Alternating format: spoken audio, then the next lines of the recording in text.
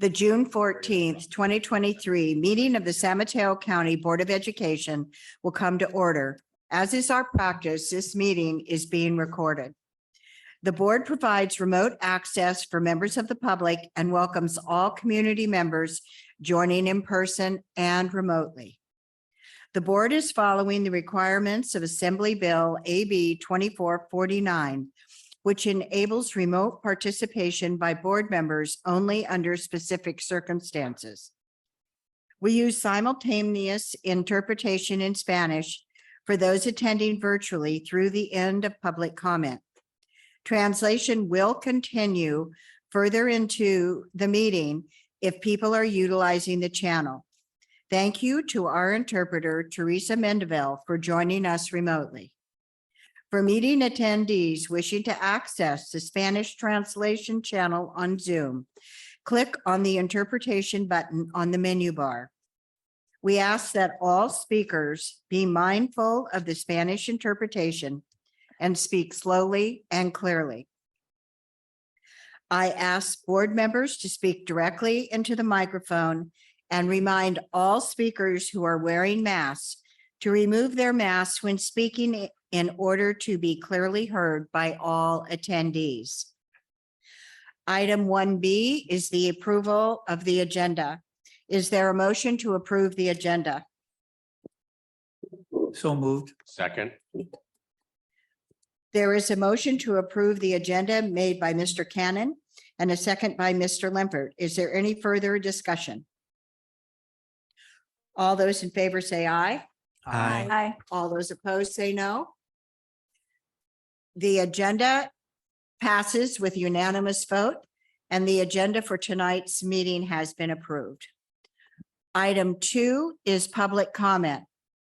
Guidelines for public comment are available on the San Mateo County Office of Education website and in board docs, as well as on the table outside the boardroom in both English and Spanish.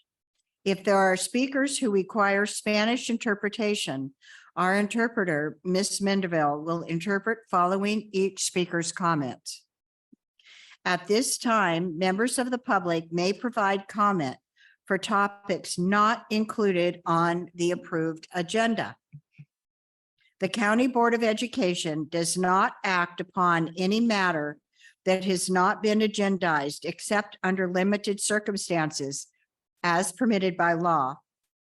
It is the policy of the county board to refer matters raised in this forum to staff for investigation and/or action where appropriate.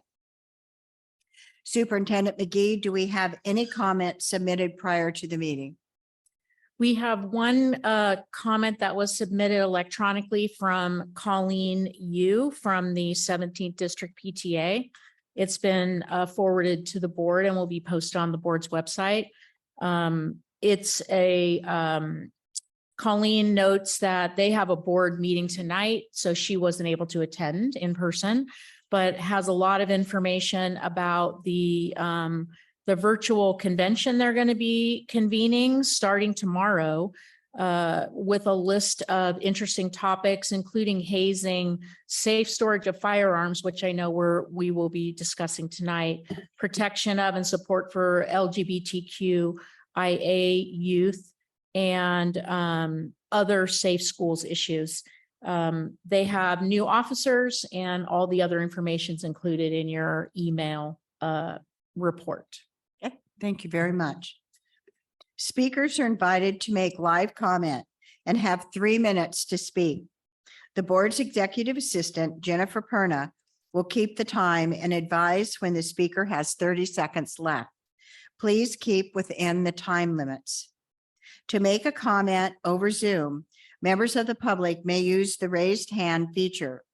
Instructions for using this feature are provided as an attachment in the board packet. Once the hand is raised, please wait to be acknowledged by Superintendent McGee. Superintendent McGee, are there any members of the public attending remotely who wish to make a comment at this time? I do not see any hands raised online. Okay, thank you. Members of the public may also provide live in-person comment. Superintendent McGee, do we have any cards that have been submitted? We have 2 cards for general public comment right now for items not on the agenda. And then we have 1 card submitted for later in the meeting on item number 7. Okay. So right now we'll take Janice Pellizzari.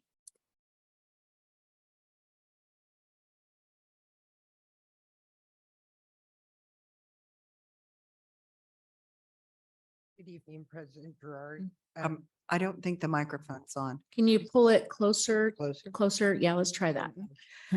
Good evening, President Gerard, trustees. Superintendent McGee, our liaison's not here. I just came in person because you're gonna celebrate a person who's been helping the teachers and counselors out up at Hillcrest. And wanted to support him as well as to say good evening in person to you guys. I'm gonna try to get here for at least opening comments and then get online at home because it goes a little too late to be here. Um, But just have a good summer. We're all working up at Hillcrest and being active. So thank you for all your support. Thank you. Our second public speaker is Melissa Wilson. Hi there. It's good to see and meet some of you for the first time. I'm a Juvenile Justice and Delinquency Prevention Commissioner for San Mateo County. And every year, as part of our mandate, we go and we inspect the detention facilities. So Hillcrest and Camp Kemp, as well as Canyon Oaks. And I'm leading the educational inspection this year. I've led the educational inspection for a number of years, which is nice to be in familiar territory. But I wanted to reach out to Nancy and also to the Board of Trustees and let you know that I'm very interested in having the inspection serve your purposes. So if you have questions that I can ask or my team can ask, it's 2 other commissioners and myself on your behalf, I would love to look at it. Our commission wants to be of use. First and foremost. So anyway, that's why I'm here. The other change that we made last year, but I think we'll make it more explicitly, is we're asking for feedback on recommendations that we do make. So on the form, it will have some recommendations, and then asking for feedback lets the conversation, the dialogue continue, because that's what is so important, is dialogue. Other than the inspections going to you, it goes to the state of California, where it may or may not be read. So I appreciate you reading them. Thank you. Public comment addressing specific agenda items will be heard immediately before the board takes them up. If members of the public wish to speak to a specific agenda item, please use the raised hand feature when the item is announced, or if in person, submit a card in advance of the item. Item 3A is the June 2023 Employee of the Month, Tricia Felix, Administrative Assistant 1, Curriculum and Educational Services Division. Will Patricia please join me in the front of the room? This is such an exciting part.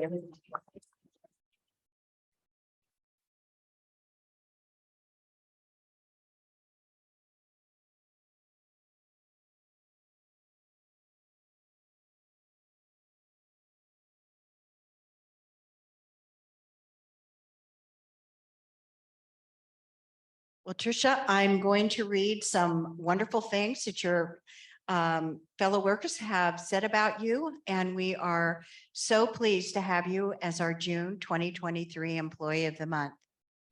Each month, the board and superintendent recognize an employee for providing outstanding service. For the month of June, we recognize Tricia Felix, Administrative Assistant 1, Curriculum and Instruction Services in the Educational Services Division. Tricia has been a valuable member of the Curriculum and Instructional Services team since joining the County Office of Education in September 2021. In her role, Tricia supports Maker Education, instructional technology, visual and performing arts, and mathematics. In addition to promptly handling the team's clerical business, Tricia has gone above and beyond to help with the makerspace and maker kits. She offered to work off-site with the team's coordinators to help set up inventory and maintain the makerspace. She has handled maker kit checkouts while ensuring the kits are always replenished and ready for students to use. Tricia was also instrumental in helping complete a grant application to support maker activities. Given the tight deadlines, the team would not have received the grant without her help. Congratulations. Tricia has used her skills to help prepare instructional graphics and presentations for the curriculum and instruction services team. She has supported coordinators with clear and helpful improvements to their professional development presentations. Tricia also ensures resources get to schools in a timely manner, and her communication with teachers is always friendly and supportive. The curriculum and instructional services team appreciates the care and effort Tricia puts into her work. She requires little direction, is straightforward, and is willing to go the extra mile to support the team and make learning more meaningful for students. We are proud of our San Mateo County Office of Education staff and are pleased to recognize Tricia Felix for her outstanding work. Congratulations to Tricia being named June 2023 Employee of the Month, and you are a busy lady. Congratulations. Like to say it, please?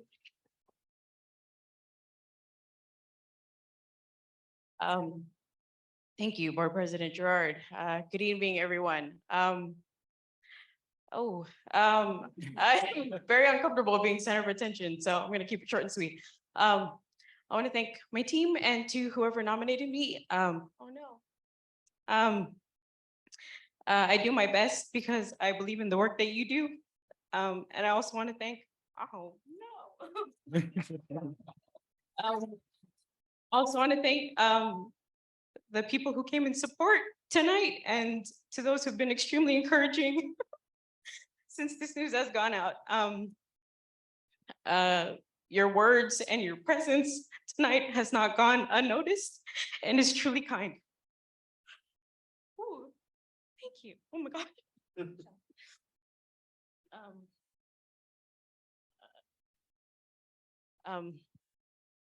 This is a little bit of embarrassing honor, and I've been trying to tell people to calm down with the with the comments and the compliments. But thank you all, and have a good night.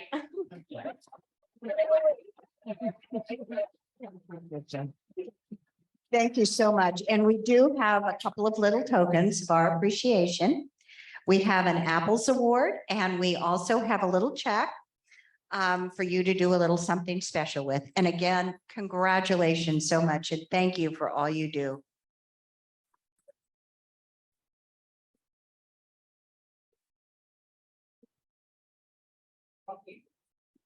Yeah.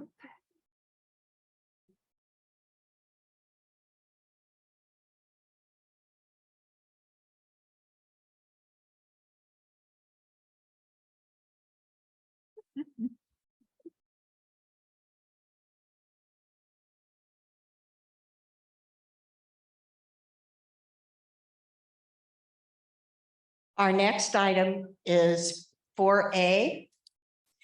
And this is also another very exciting item on our agenda this evening. And we will now recognize outgoing AmeriCorps Fellow, Jeremy Inglesier, for 2 years of service. Will Jeremy please join me in the middle of the room?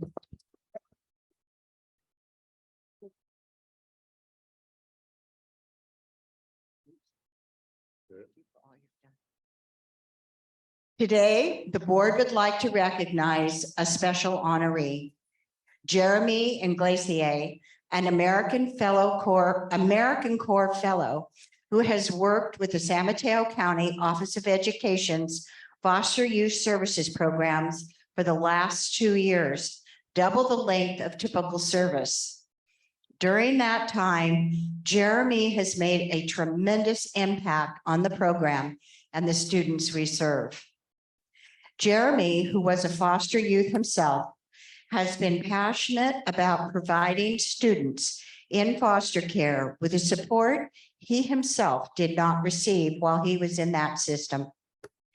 At the county office, Jeremy worked with foster youth age 14 and above, as well as students at Gateway, Hillcrest, and Camp Kemp.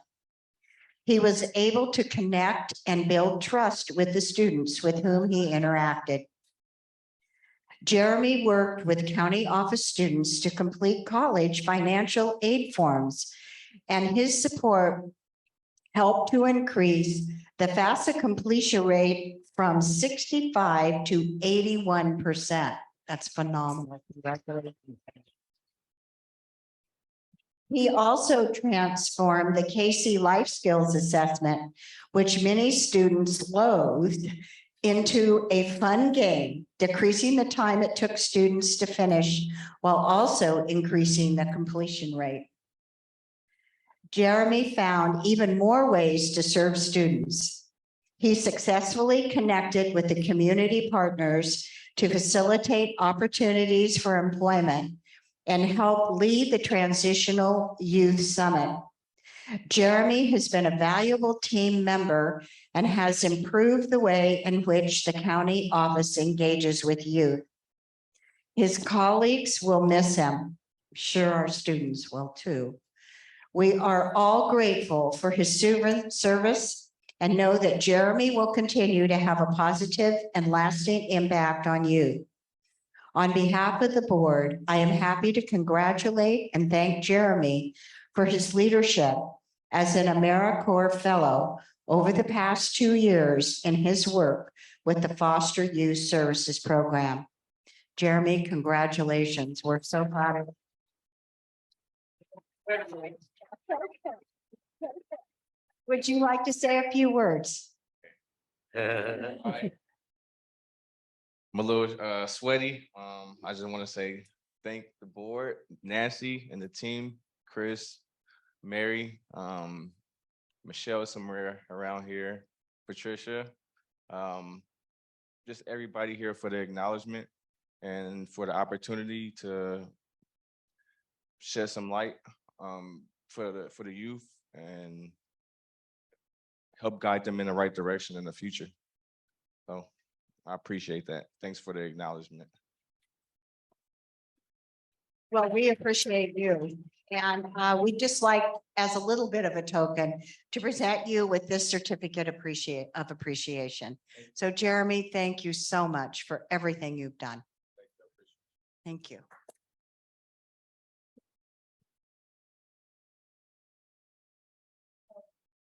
I cannot get this in here, so. While President Gerard is getting back to her seat, if there's anybody online or in the audience that wants to say any words to honor Jeremy, please just, if you're virtual, just raise your hand and we'll give you the floor for a second. If you're in person, you can step up. Anybody online? Okay, great. So Mary. Thank you for this opportunity. Jeremy is just the best. He has absolutely transformed the way we have worked as a foster youth services coordinating program. He has connected with kids in a way that none of us have been able to. We have, and largely because of him, we have more youth that are going straight from the juvenile justice system to college. We have more kids in the hall taking college classes, and a lot of them see a future beyond what they had experienced before because of himself as an example. He just graduated with his bachelor's degree in December.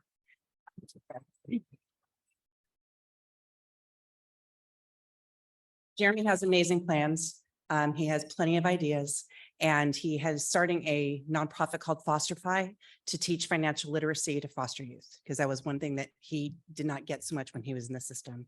So thank you so much for the opportunity of being able to bring on an AmeriCorps fellow. We're not even having one next year because no one could match what Jeremy does, but he has just been an absolute gift to us. So thank you very much. Thank you. Is there anyone else that would like to say a few words this evening? Well, thank you very much. And again, congratulations, Jeremy, and thank you for all you've done.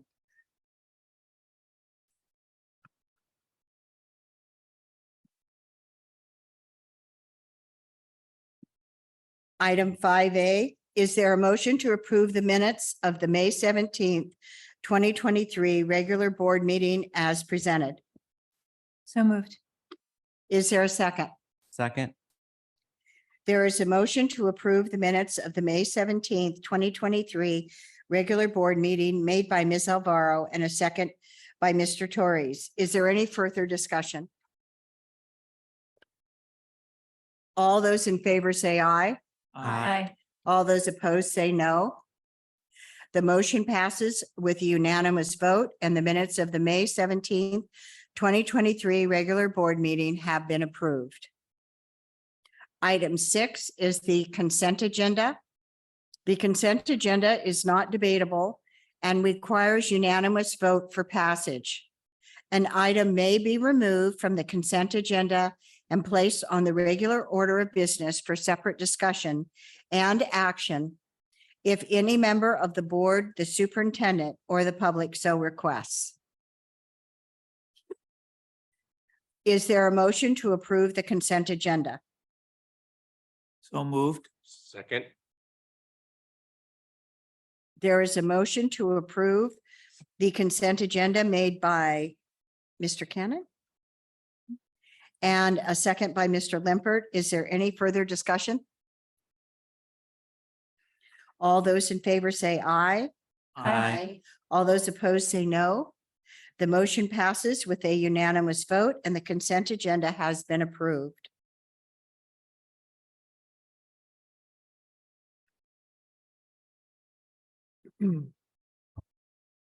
Item 7A, the board will discuss and potentially act on joint resolution number 23-22, recognizing June 21st, 2023 as Ask Day. Superintendent McGee will first provide some background on the resolution. And are there any members of the public wishing to speak on this item? We do have one card from Alexis Lewis. So Alexis, would you want to come forward? Thank you, Superintendent McGee. I was actually just here to accept a proclamation on behalf of Brady, but I will give a little background regarding Ask. June 21st is designated as Ask Day, and it's about encouraging parents, caregivers, guardians to ask when their children go to visit other families if there are any guns in the house. When we go and meet people for the first time and take our children to visit with their children, we'll ask them, where do you work? How many children do you have? How many pets do you have? What are their names? But we don't ask if they have firearms in the house. And it's very important to know if they are, because 4.6 million children right now live in houses that have loaded guns. And I don't remember the percentage, but I think it's about 39% of children that are actually killed at other people's homes. So Brady and the Pediatric Association jointly have this day. It was recognized originally at the Million Mom March back in May of 2000. And it's 20 something years old and is going forward. And the Brady campaign sees this as one of their core projects. So I'm happy to be here tonight and represent the Brady against gun violence. So Thank you so much. you're so welcome. Thank you. Thank you, board. Appreciate it. Thank you. Superintendent McGee? Ms. Lewis provided a great background, and I would actually punt it over to Board Member Bonini, who brought it forward to bring to the board agenda off the consent agenda. Great. Well, thank you for placing it off the consent so that we could hear comment on it and so that we could discuss it. But this is a very important proclamation resolution that hopefully we will pass. As Alexis explained, there are so many children, as we know, that are killed by gun violence every year. And as summer launches, I believe the day is in recognition of the first day of summer, so the 21st.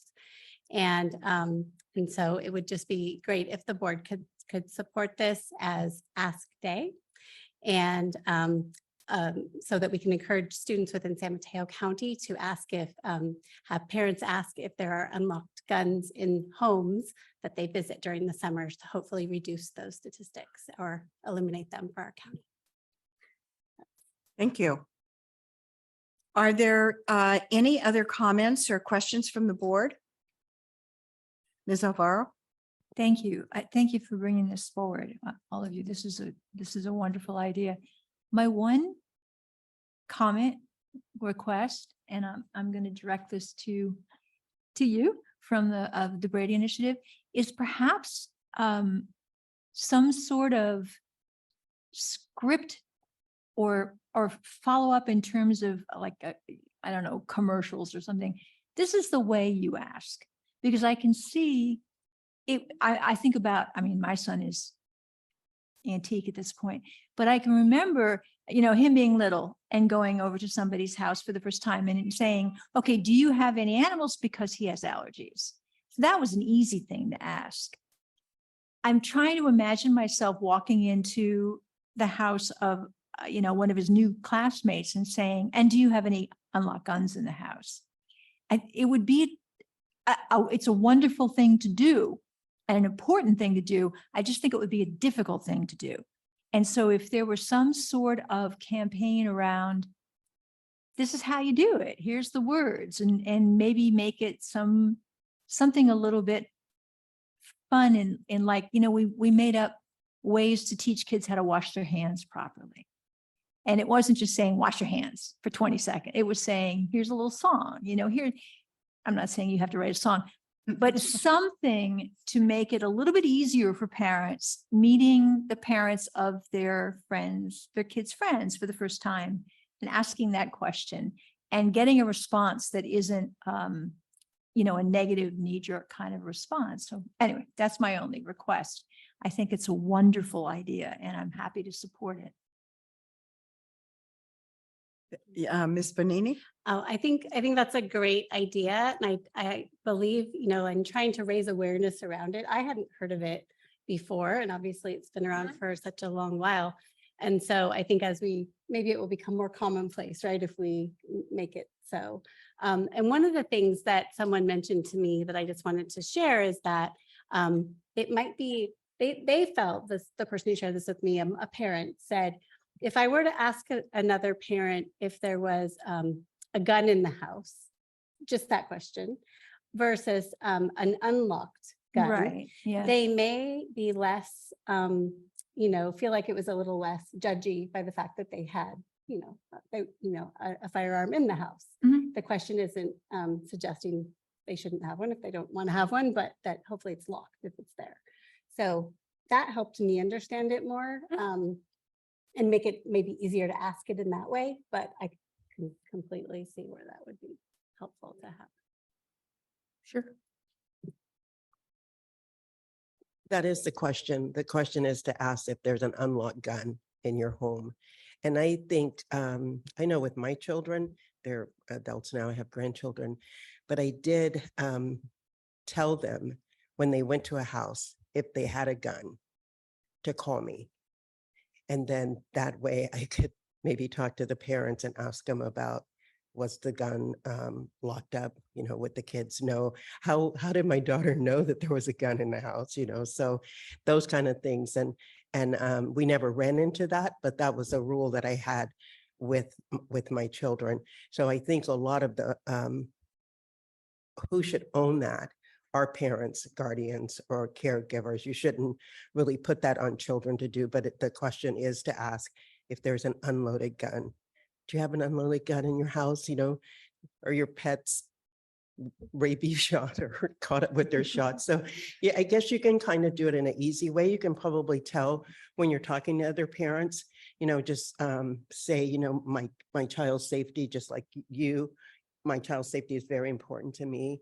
And these are just questions that I ask, So will your teenage son be driving them anywhere or things like that? So, those things are just part of, if you just make it part of your common conversation, I think it'll be easy.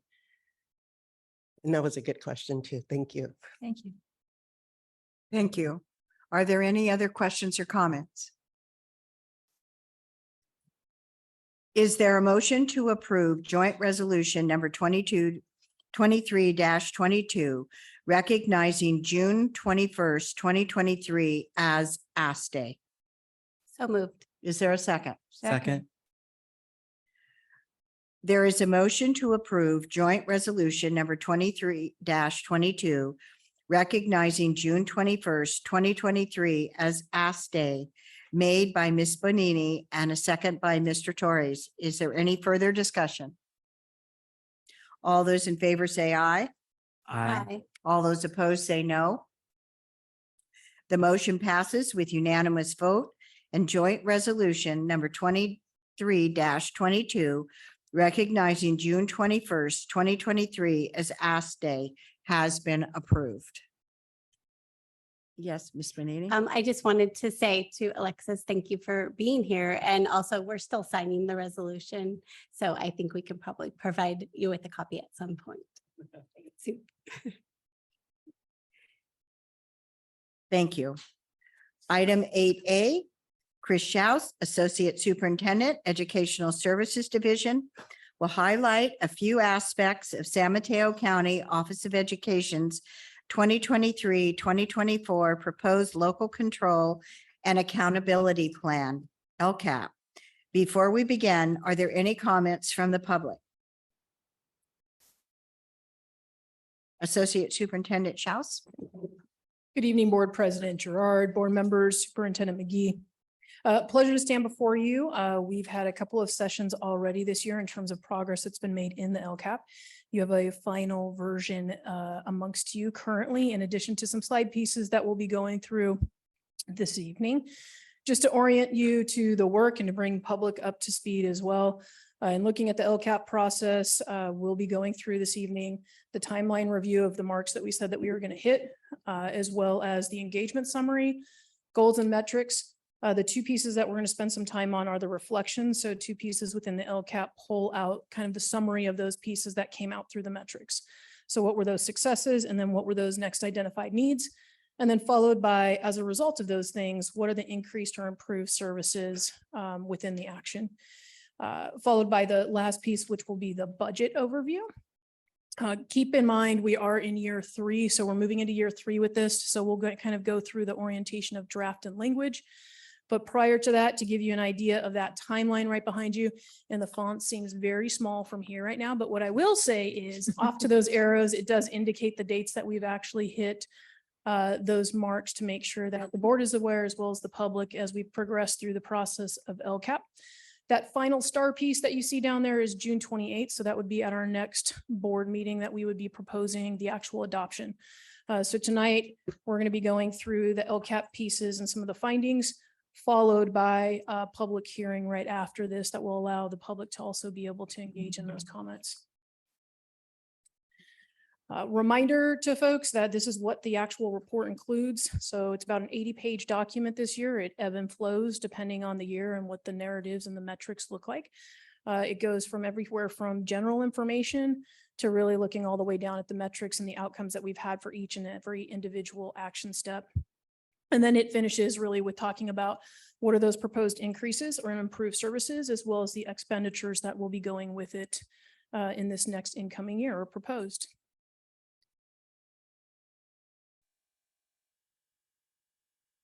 This is something that the team is extremely proud of. So I want to give it a pause for a minute. I will keep it short and not read all of those dates to you. But what I will say is that this is an increased amount of stakeholder impact feedback that we've ever received. So in looking at previous years and then moving forward, we've had more opportunities for stakeholders, students, and parents to be able to gauge in feedback, have conversations around what actions are working, which ones are preferable to them.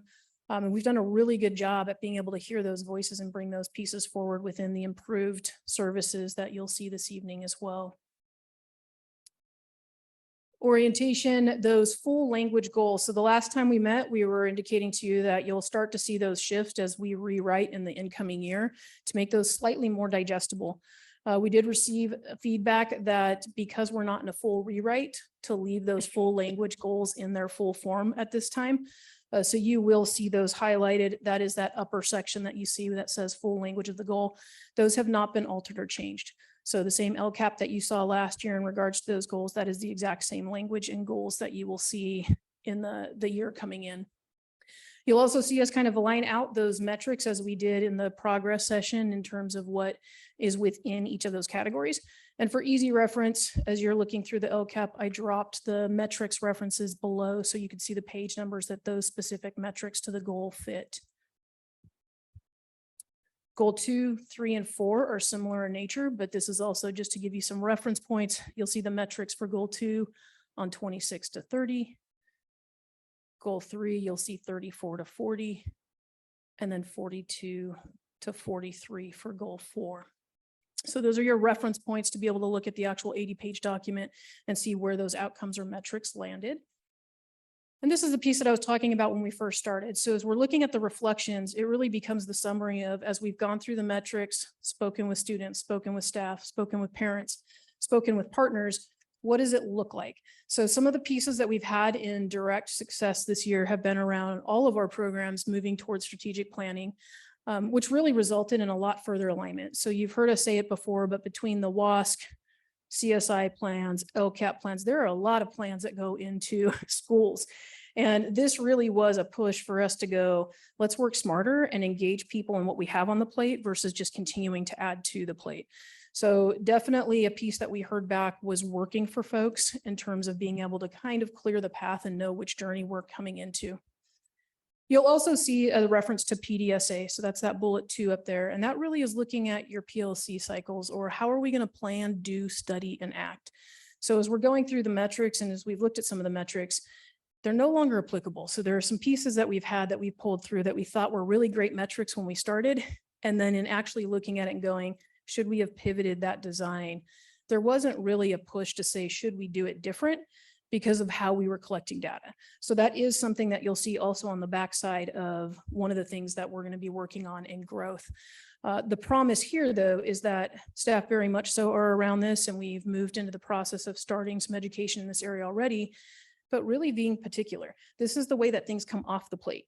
So as things are coming on, we often do that in education, and we don't necessarily relieve ourselves of things that aren't working. This gives us a process to be able to do so. So rather than seeing an action or a metric that continues, we want to sunset those things or move those things on that aren't working, to really develop and move into a place that what we're doing has meaning and impact, rather than just the sheer gravity and number of initiative pieces that sometimes can land very south, not just for those presenting the material to students, but for our students too. You'll also see full adoption of Study Sync went through, so you were all a part of that process too. Appreciate that very much. We've updated to Carnegie 4th edition, so that was already an adoption that we had in place, but we were able to move into the next edition. So again, staying in front of the pedagogy and the pieces that we need within math as well. All of our programs started to initiate incentive programs for our students. Still some work to do there, but it starts with the initiation of. So definitely seeing some pieces in that and our kids partaking in that. 70% of the staff also received coaching and project-based learning, specifically around the science area right now currently. And then 25% of our staff had coaching sessions in the makerspace at Gateway Campus for project-based learning. Some of the identified needs that kind of fell out of metrics and lots of conversations, court and community schools were not successful at meeting that next piece of adopting curriculum for science and social studies. So that will be on the radar coming into this next year. We've had fewer students earn credit recovery, even when we've placed them with teachers in study skills classes. Court and community students also continue to perform underneath their peers in both math and language arts. Transitioning students. So as they're transitioning back to their districts, they currently have wraparound services and allocation of mental health services on campus, but when they're going back to their campuses, that still seems to be a void for our students as they return to their home campuses. And then Hillcrest suspension data. So out of the 21-22, so this would have been previous year too, but that's kind of how the cycle of LCAP works. So by data point, we were identified for CSI within Hillcrest, and that marker is actually met by suspension. So we can have some conversation about that as well as we move into this next piece. So what does all of that mean? Based on the successes and the pieces that we've looked at that really need refinement, the pieces that we've identified have been around increased mental health services, the bilingual family counselor, which we're happy to report we were actually able to secure just a couple months ago here. Youth development specialist as well has been able to be secured. And then CTE pathways and project-based learning. So that area still needs to grow for us. We started dabbling in that 75% and getting us ready for project-based learning, but really haven't identified an exploratory wheel or an identified pathway by market sector yet. And then in addition, our teacher on special assignment, this is actually where our credit recovery went up. So as we looked at that first piece of saying there were some concerns and our kids weren't partaking as much, our teacher on special assignment that we brought in has done an incredible job. In fact, many of you guys met her during the process of going up to Kemp. She works with the students in terms of their writing as well as being able to kind of push in. When she's not in a classroom filling a sub role or other pieces to continue the instruction, she actually pushes into that area and is able to do some one-on-one time to be able to bring up those credit pieces. So that is an area that we saw an increase in when we were able to bring her on as well. And then the last piece really is reforming that piece around multidisciplinary teams. So as we're discussing kids, as we're having conversations, are we being intentional about that? So a multidisciplinary team really is about the stakeholders that touch our kids most frequently. So you will see teachers at the table, counselors at the table, probation at the table, Canyon Oaks folks at the table. Depends on where the student sits in terms of who's bringing forward, but it gives us an opportunity to really talk about the supports that may be needed or the things that we're seeing that are positive that we can continue to encourage, or things that we maybe need to reassess or figure out who needs to support in a different way in order to find success. So what leaves us to this piece is really looking at what the proposed budget looks like. So you can see we are heavy on staffing. People matter with kids. So we know that. We know there is no other tool better than the human connection that we have. We heard that even in many of the pieces between Trisha and Jerome in terms of that connection with kids and being able to solidify their success. It's believers. So as you're looking at, staffing, you have 74% and change on the certificated side, 15% on classified side, about 8%, and then 1.5% in terms of supplies and subscriptions. Total budget is 3.8 million and some change there in terms of how it relates to last year's budget. You were at about 3.6 in terms of where we're at. Reason why, when you go back to increased and improved services, that large percentage piece, which is about $200,000, is really related to a big chunk of that being the mental health services, and then the additional staffing components that we have percentages associated with it. And with that, I'll go ahead and say thank you and open for questions from you guys. Are there any questions? Ms. Benini? Thank you for the overview. I did have a few questions when I went through, and I know we have some time as well before we're going to be approving it in a couple of weeks. But one of the questions I had asked previously, not around the LCAP, but around the budget, around the therapeutic day class. And I just noted that it's referenced in the LCAP, which is confusing to me on some level because it's, from my understanding, it's not within the scope of the county board, and the county board's approving the LCAP. So I'm just wanted some clarity on that first. In terms of why it's mentioned in LCAP? Yeah. So, and without knowing exactly context of which pages you may be on, what I will say is you're going to see Just a references. summary.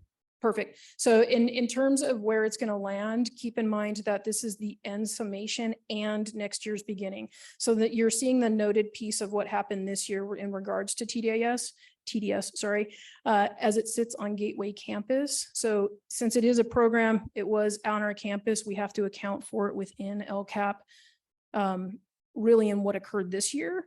That's not to say that the next year pieces that we're proposing,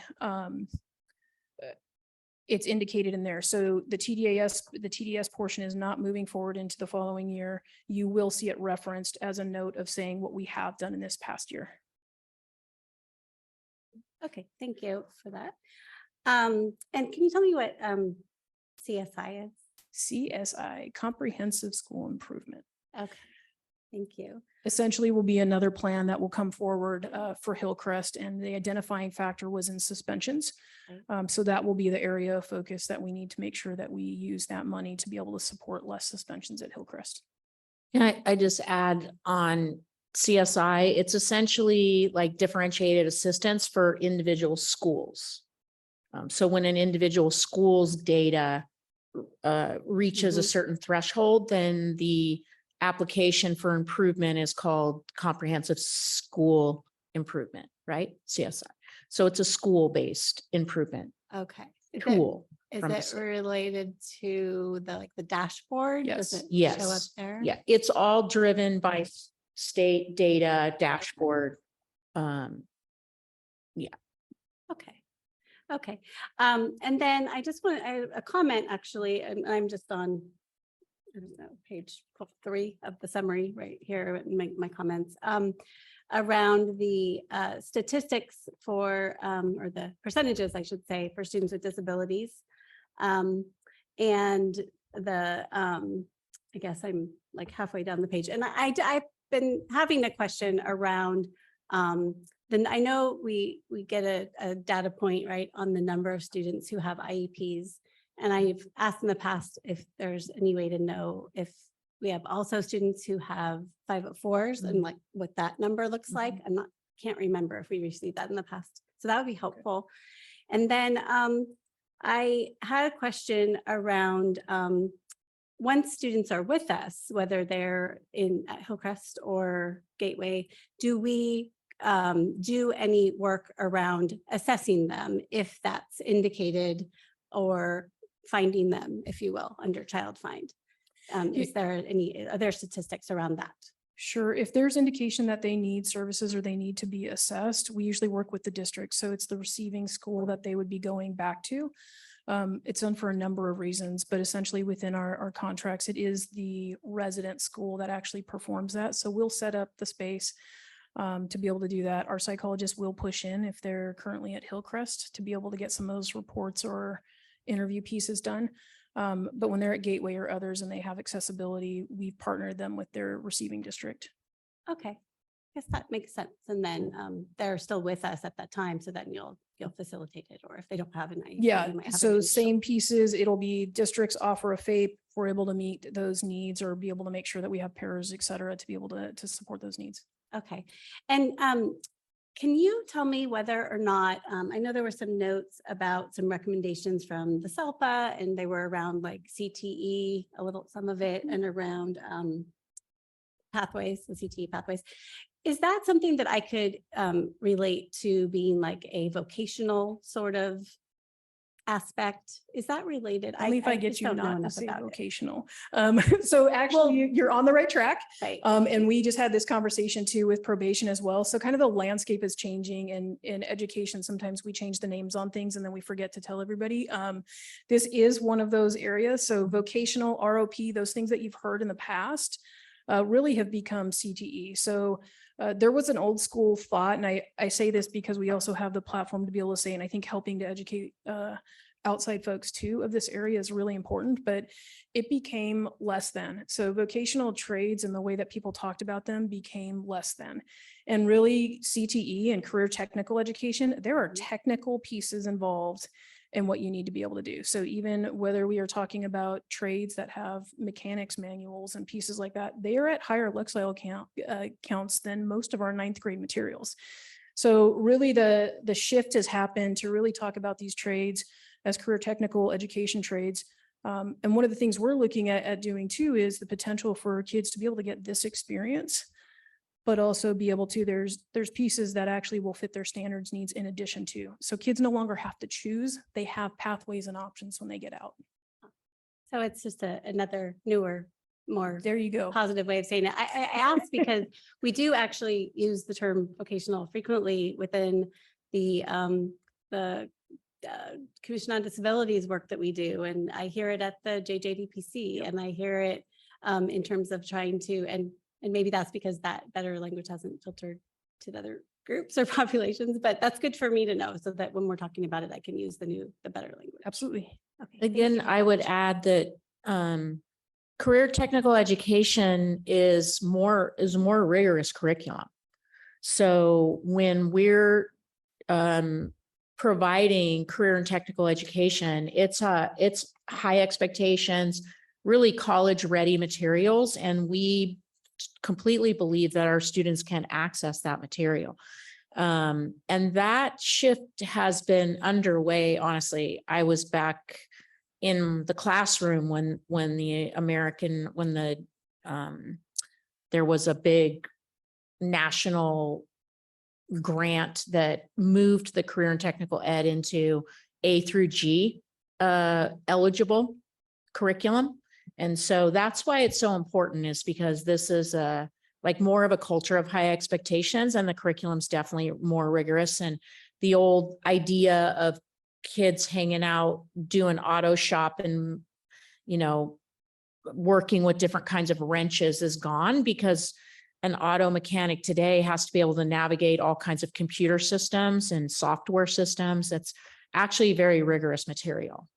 Is this also language that that labor would be using, like in apprenticeships and Mhm. things like that? 'Cause I've never Yes, heard it I used there, believe but is that so. also, do you think it translates into that, all that realm? Like brings Yes, together? so the way that they're designed, they can be two-part.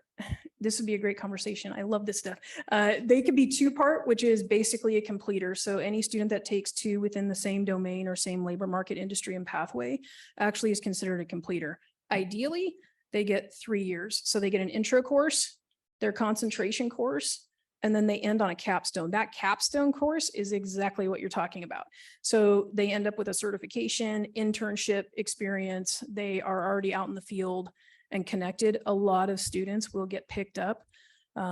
Welding, there's kids that get through programs and are sitting in Dubai doing incredible work in welding. So that's really an opportunity. Some of the gaps that we see across the board, and I don't want to go too far, but some of the gaps that we will see, and this is an area of education I'm incredibly excited about, it's access points. So oftentimes in districts and other places, ELs and students with disabilities get left out of these opportunities because they have transition classes or additional English classes or those pieces. So really breaking that divide is about mirroring, as Superintendent McGee said, there's a lot of different ways to do things, but if you're doing chemistry versus ag soils, there are comparables where the student can get credit for both.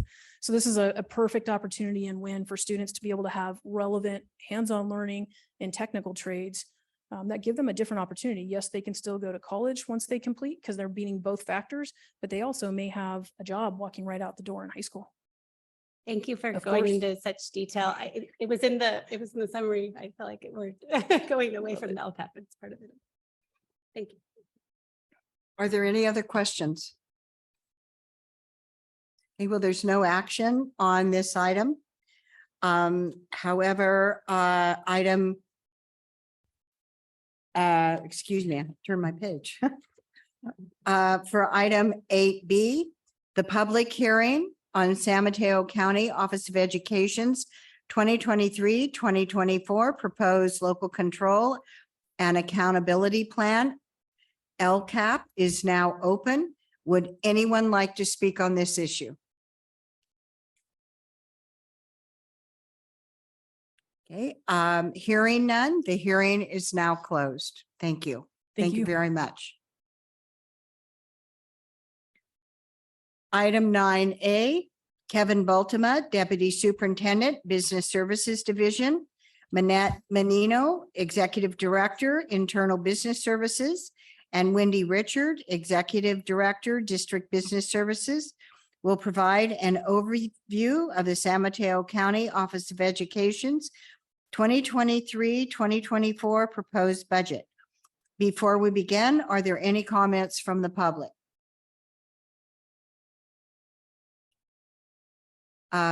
We can go ahead and begin. Thank you. Good evening, Board President Gerard, members of the board, Superintendent McGee, esteemed guests and colleagues. I, together with Kevin Baltima and Wendy Richard, are here to provide an overview of the 23-24 San Mateo County's proposed budget. So I'll kick off our presentation. So this slide just gives us a little bit of background of how a typical budget development timeline is. And this is actually speaking of the state budget. So in January, the governor is required by legislature to provide a proposal. So that deadline is on January 10. And then come April 15, of course, we know that's our deadline for our income taxes, although this year it has changed and it's extended.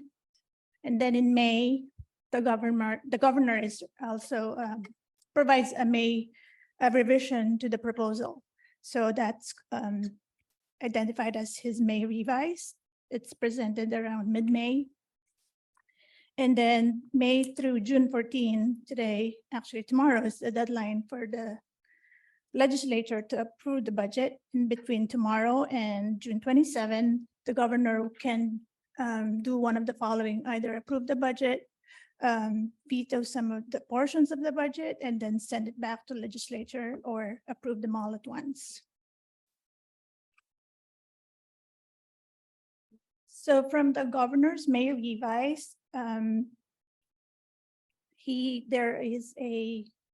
there's a lot of things going on, and one of the important key components of it is the effects of the set postponement of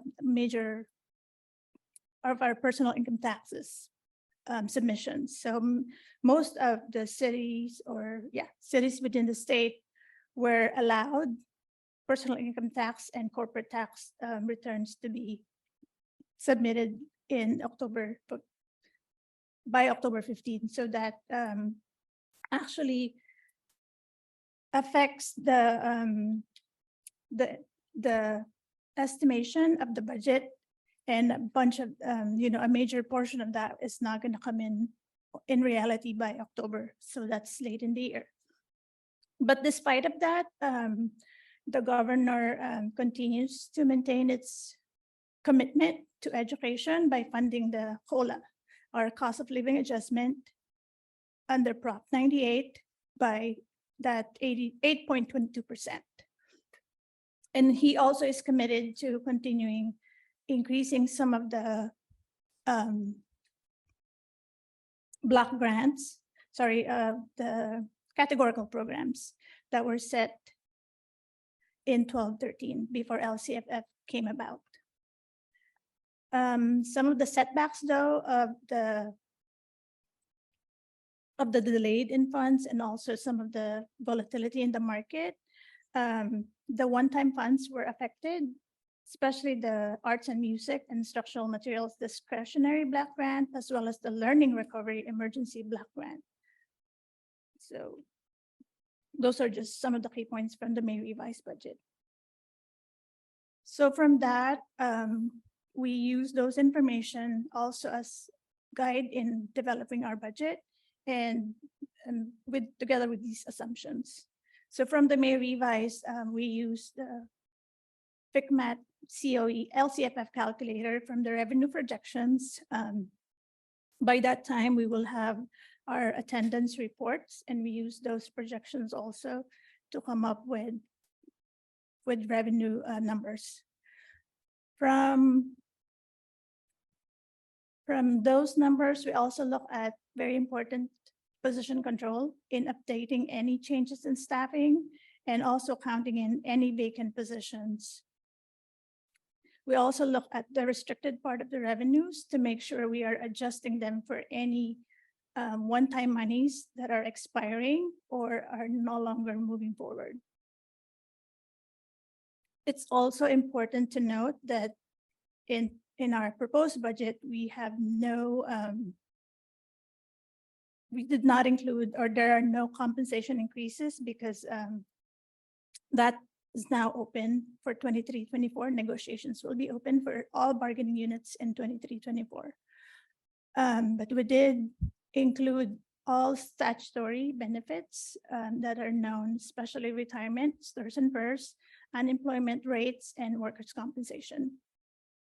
Supplies and services were also adjusted for inflation and expected service level commitments.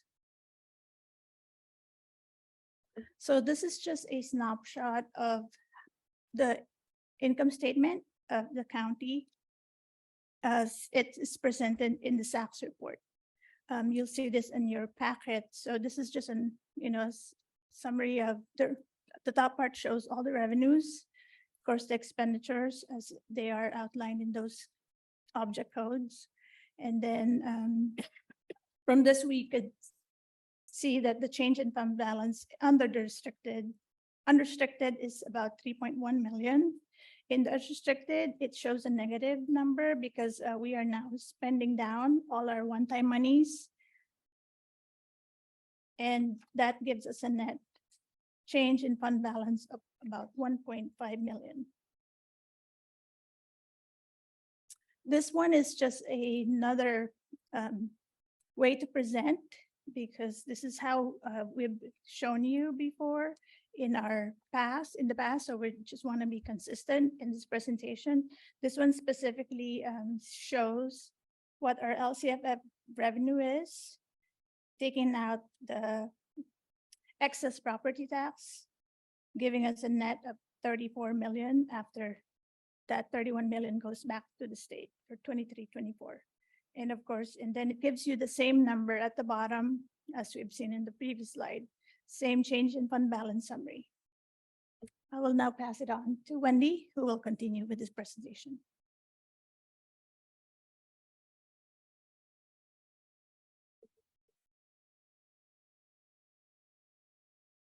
You have one more slide.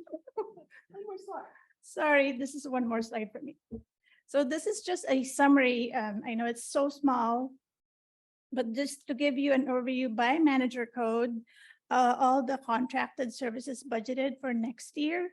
Please note that these are budget numbers and these are projections from program managers who plan to execute program plans for next year, as well as any known expenditures, which may be recurring or which may be an annual amount that's been determined because vendors have provided their estimates for next year, but most of them will be just budget numbers according to program managers in executing their program plans.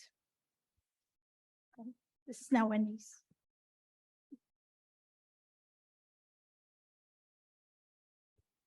Good evening. I just want to let you know that it's a very honor for me to be able to be working closely with the Internal Business Services, Minette and her group, her staff, and also under the direction of Kevin Voltima, our Deputy Superintendent. So the next few slides I'm going to be showing you, if I do this right. First of all, these couple of slides are graphically showing you what we just saw in our SMCOE budget presentation. So this slide is based on the revenue, combined unrestricted and restricted. And you will see that the majority of the revenues for the COE is under the LCFF sources, which would be your property taxes and the state aid, and that equates to $6.6 million. The least amount of revenue that the COE receives are from federal sources, and that is about $2.6 million. So the next slide are your expenditures, also combined restricted and unrestricted.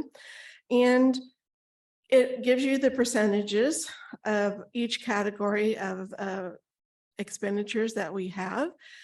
Certificated and classified salaries and associated benefits represents approximately 46% of the total budget. And since we are the COE, service-oriented agency, the next highest services for us category, it would be their services at about 22%. The next slide we have here is a review of the comparison of the estimated actuals of 2022-23 to the original budget projection proposal of 2023-24. The table reflects the differences between the years. As the COE continues to spend down one-time funds, the largest reduction, as you can see, is highlighted in the yellow, is in state revenues, and that corresponds with the services being reduced in a similar fashion under the expenditures. Those reductions in the state revenues are the climate change curriculum as it is fading out, and then the educationally related mental health services, which will be going directly to districts as opposed to coming through the COE and other one-time funds. And of course, when we do the budget, the adopted budget, we do take out all the carryover because we're still not quite sure of what those carryovers could be until we've actually done the unaudited actuals. And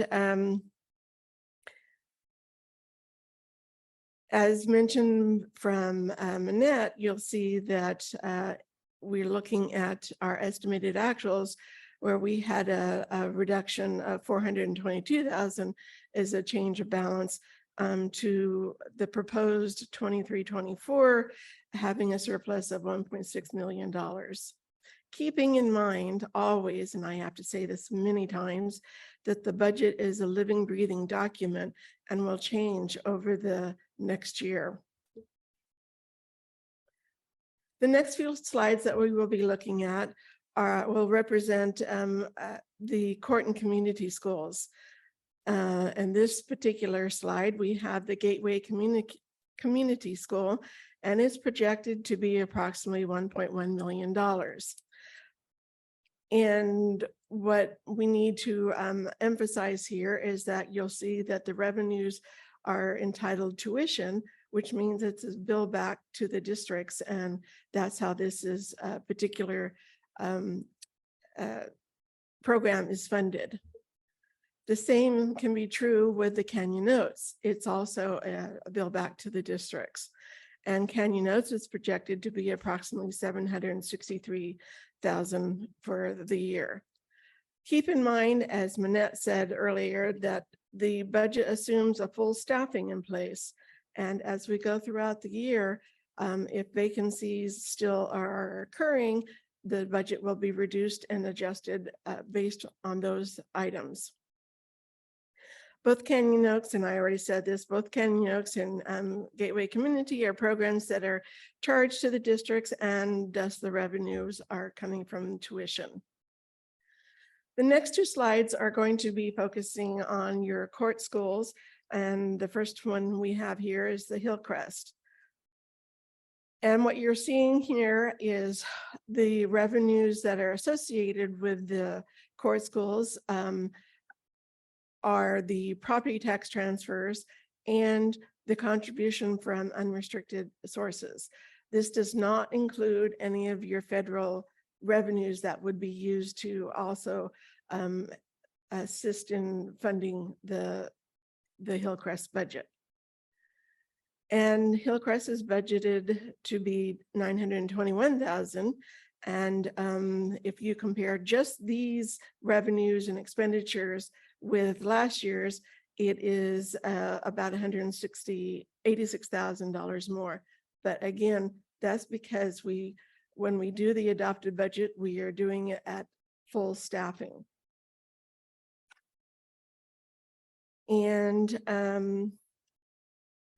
the next one is the Camp budget. And you will see that it is, sorry, that may be big, but I can't see it.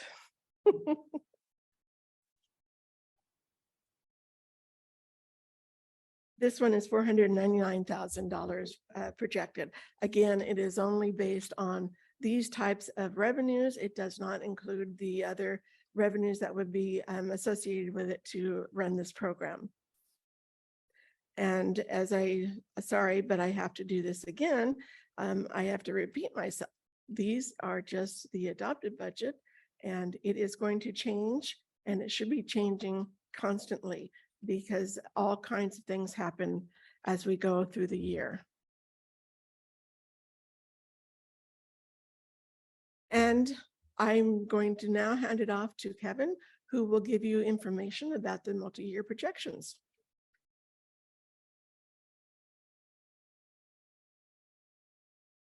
Okay, so when we adopt a budget, we not only adopt 1 year, we adopt in essence 3 years. So we have some assumptions that we build into this. I just want to point out that we're looking at a reduction in our local revenue related to our Rollins Road lease, which will end on December 31st of 2025.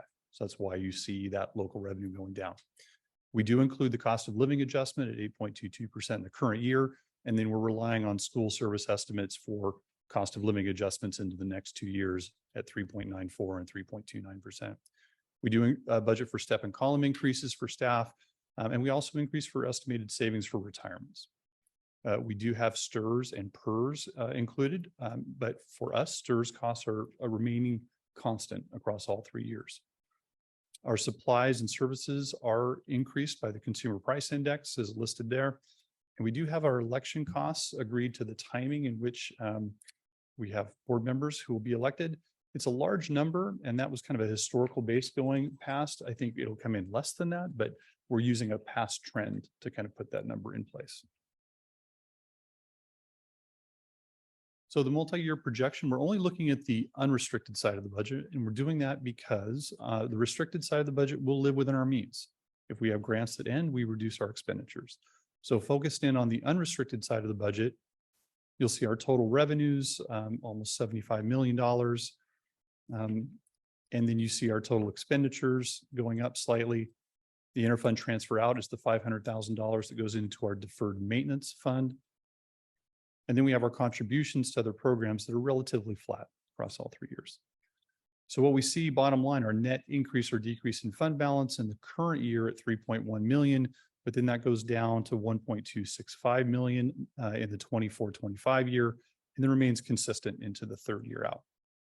We do show our reserve requirements. So for the board, you should know we meet all reserve requirements, not only from the state, but from our 5% board reserve, and then additional reserve requirements for potential loan for small school districts if they find a cash need.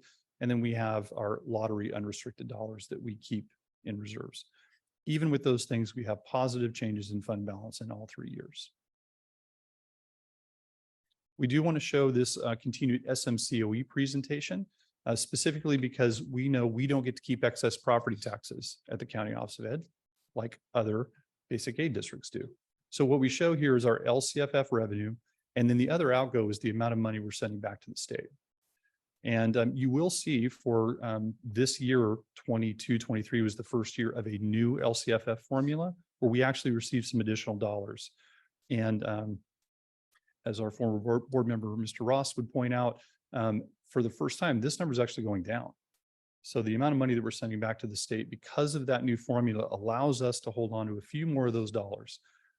So you can see our total LCFF revenue is going up. And in some ways, that's really being generated by us keeping some of those property taxes. But at the bottom line, it's the same number. So different presentation, bottom line is the same number. Just pointing out that we really don't get $75 million of revenue. When it's all said and done, we're looking at about $34 million in the current year. Just a picture of our fund balance increasing over time. This speaks to us being very healthy. But we're going to talk about there are some challenges on the horizon, and these will be needed. So going forward, actually, we have a negotiated budget as we speak here, as we understand it, and we'll talk a little more about that, I think, maybe at the next board meeting. But we have that budget. We do expect the governor to sign it. Hasn't been any indications at this point that he has any specific problems. One change that we're probably excited about a bit is that this kind of clawback of these arts and music block grant dollars that were going to be a bit problematic since some of them had already been distributed to school districts. We're understanding that the state budget actually reduces the amount of take back from the state in one-time dollars. So we need to get more information, but it looks like districts and the County Office of Ed will get to hold on to more of those one-time dollars that came in 22-23. Manette already mentioned it, but we won't know what our taxes really are until October. And this is an interesting place for us to be. So there's quite a bit of uncertainty related to the state budget. We've had really strong cost of living adjustments the last few years. That is not historically our trend. And looks like we're going back to a more normal expectation of cost of living adjustments around 3%. We have our SMCOE strategic plan. This budget increased costs substantially by additional staffing to address the strategic plan. And then, as we pointed out in some of our conversations last year, when we get done closing the books, if there's a positive change in fund balance, we do propose to move those remaining dollars into our Fund 17 savings account. So to conclude, we are a very healthy organization. We show positive changes in all years across our fund balance. But we do have a classification and compensation study that's being conducted right now. We expect that to be completed by the end of the year. And it will take dollars to implement some of those recommendations through that study. It was already mentioned, but we don't have any settlements for compensation with our bargaining units.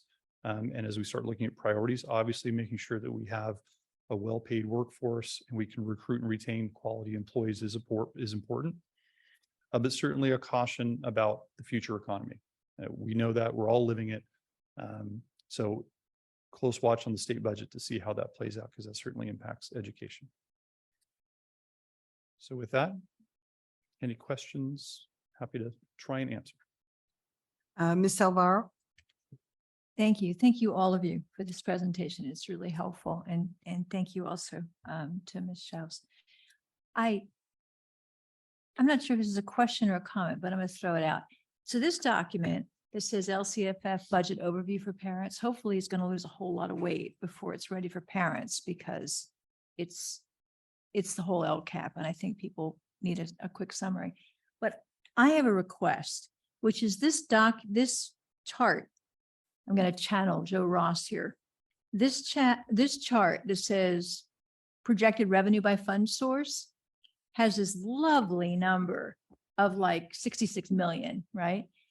And I think there should be a large hot pink or red chunk of about half that is labeled however nicely you want to say highway robbery by the state of California, because that's what we really give away. So when you say to parents, we're getting, $66 million, and then we're getting this 29 million, and then we're getting this, they're going to look at it and go, well, yeah, that's a lot of money. Where are you spending it all? And what I would like to say is that about a third of our entire budget, certainly half of this lovely purple number, isn't ours.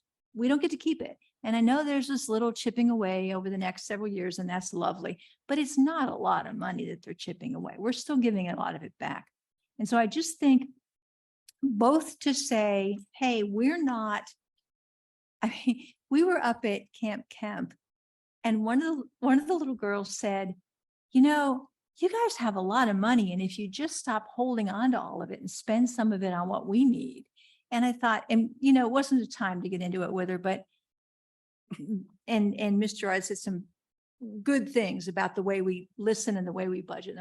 But what we need to say publicly, I think, repeatedly, to anybody who wants to even begin to glance at it is, look at this. This giant chunk isn't ours. You paid it in your property taxes, but it isn't ours.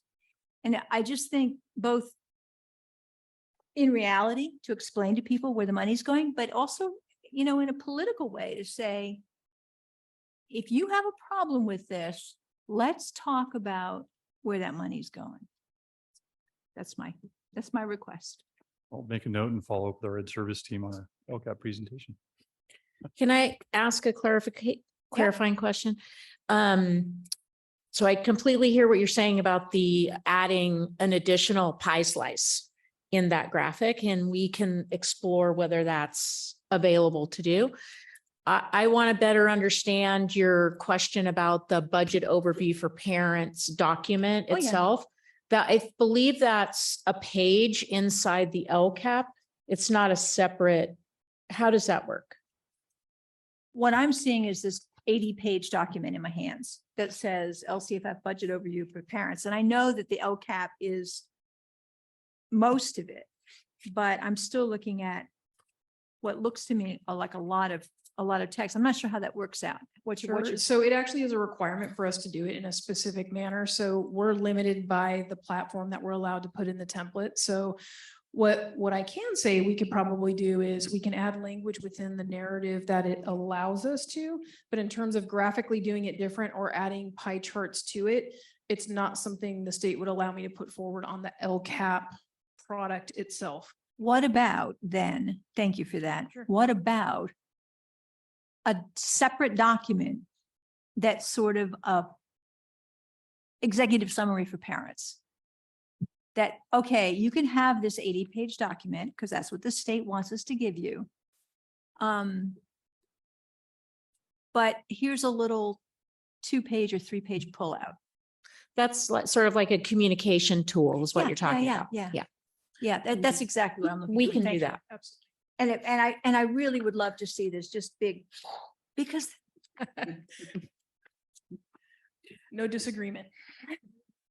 Ms. Panini? I had a very similar question actually about the summary for parents, because strangely, it's like in the ed code, it says like, that's the part that we're supposed to do as a board. And I think Hector usually asks something about this, so I'll channel him. But in terms of something for communicating, I don't think that helpful for parents. I think that we could probably put in, maybe some of the buckets and the ways that we are actually spending the funds and the really exciting things and the important things. But I don't know how we typically even use that document. I'm curious about that too. But those were my thoughts, and not to create more work, but I was like, oh, is this what we create? We can definitely create some communication tools for parents that simplify the information, that talk more about our school programs, and also identify the excess property tax. And actually in this year's community report, we did include the excess property tax on the page of the budget. yeah, So that's on there. that is good. And that's great. I just want to be basically good. say it every time anybody asks, I want to say. Yeah, And by the because way- most of the districts don't understand that either, that the money that we receive, a good chunk of it goes to the state, and they don't understand that. Well, you get, like you said, you get all this money. What are you doing with it? Well, guess what?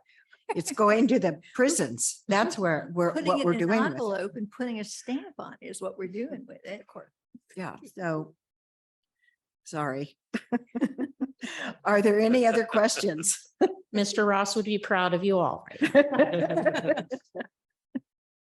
Are there any other questions? Okay, well, I just simply want to thank staff. I mean, this is a lot of work and it was a lot of collaboration with our ed service team. And so I just want to point out, this just doesn't happen for one meeting, and it's their work and the staff's work every day. So thank them. no, we really want to give you lots of kudos, you and your whole team, because we probably have had the most informative, comprehensive budget presentation that we've ever had in this county office. And I know that it was you and your team that put that all together. And so thank you, thank you, thank you. We really appreciate it. And we know it was a tremendous amount of work. I have trouble balancing a checkbook. So this is amazing. So thank you so much. Item 9B, the public hearing on the San Mateo County Office of Education's 2023-2024 proposed budget is now open. Would anyone like to speak to this issue? Hearing none, the hearing is now closed. Item 10A is superintendent's comments. Superintendent McGee, do you have any comments to share? I'm just gonna, I love the way you ended that with the praise of the staff. That's how I'm starting my comments. So thank you so much for acknowledging all the hard work of this amazing and talented team on both under Chris Schaus and both under Kevin Boltema. It's been really a wonderful learning environment, and we're really working on shared leadership and everybody understanding what's underneath their departments and their decisions that they're making in their work. We're also trying to improve our processes and systems that we're using. So there's a lot of work underneath all of this, not just to bring the board the information they need, but to do better for our staff, our community, our students, our families. And thank you for your feedback on those different documents. Secondly, probably the bulk of my update today is about the Gateway Learning Series. I again want to thank the board for support in us continuing to follow through with the planning. It's been amazing and positive, and will end up being transformative in the end. So the series is going very, very well. We have completed a clear and unified commitment across the 3 LEAs of San Mateo Union, Sequoia Union, and the county office to a strong unified commitment to plan forward together with a shared vision for a program that really aims to transform a student's trajectory from fragmented education to new opportunities with extended supports and high expectations. Everyone recognizes that we do a good job, and students do, many students do go back to their districts and continue forward in their learning. But we also acknowledge maybe not to the depth that we think our students need for today's environment. And that is about a lot of social, emotional, mental health, and wraparound support, trauma healing for students. And so the team is going to continue to meet over the summer months and plan for next steps and how we communicate this, and then get started in some design work. We have our own SMCOE staff that we want to keep forwardly informed before we're taking anything out publicly. And there's nothing really to report other than that we're committed to work together to improve the models.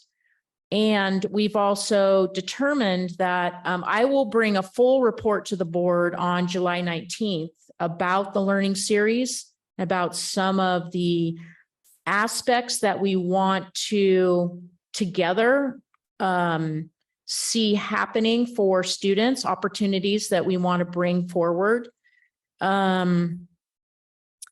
And we will also prepare a resolution for the board to rescind the closure date of Gateway that will include additional descriptions about the procedural changes that may be necessary as we plan forward to support new models and new programming. In other words, while we're designing and planning and working together over the next year, the Gateway program, as we know for next year, will continue to operate. And if it takes us longer than next year, the Gateway program will continue to operate until such time as we have models and systems to bring forward.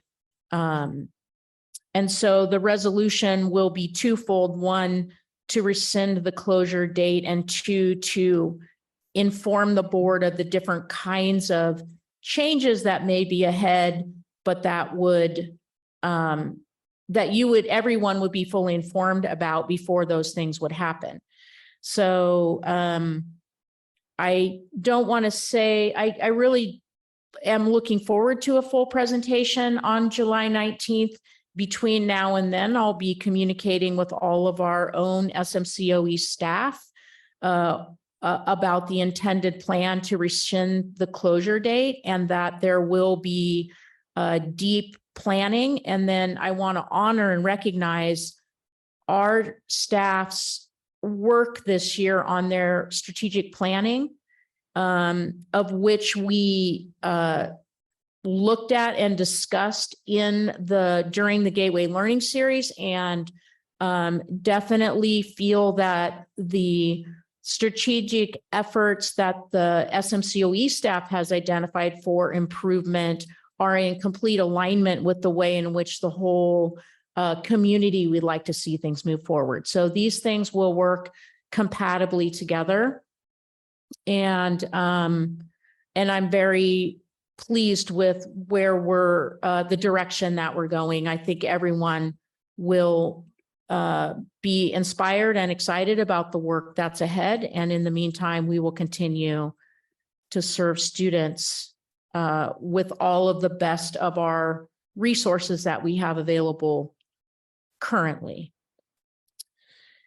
And then just a couple of event reports. It was wonderful we staffed a table on Saturday at the San Mateo Pride event in the city of San Mateo. So SMCOE was there all day. I saw Miss Lewis there. We got to exchange some nice time together.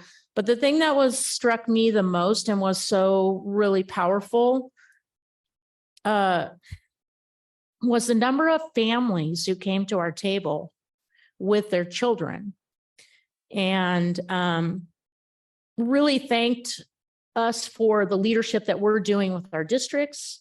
For this year, as you may know, we host a student event every year called YAS, which is, I think, 4 years now in the implementation, and it's a youth advocacy and social summit for students who are LGBTQIA and their allies, that we support all of the GSA leaders on all the district campuses, and we support their work, and that we were really proud to co-sponsor the first annual Pride Prom this year with San Mateo Union High School District at the College of San Mateo.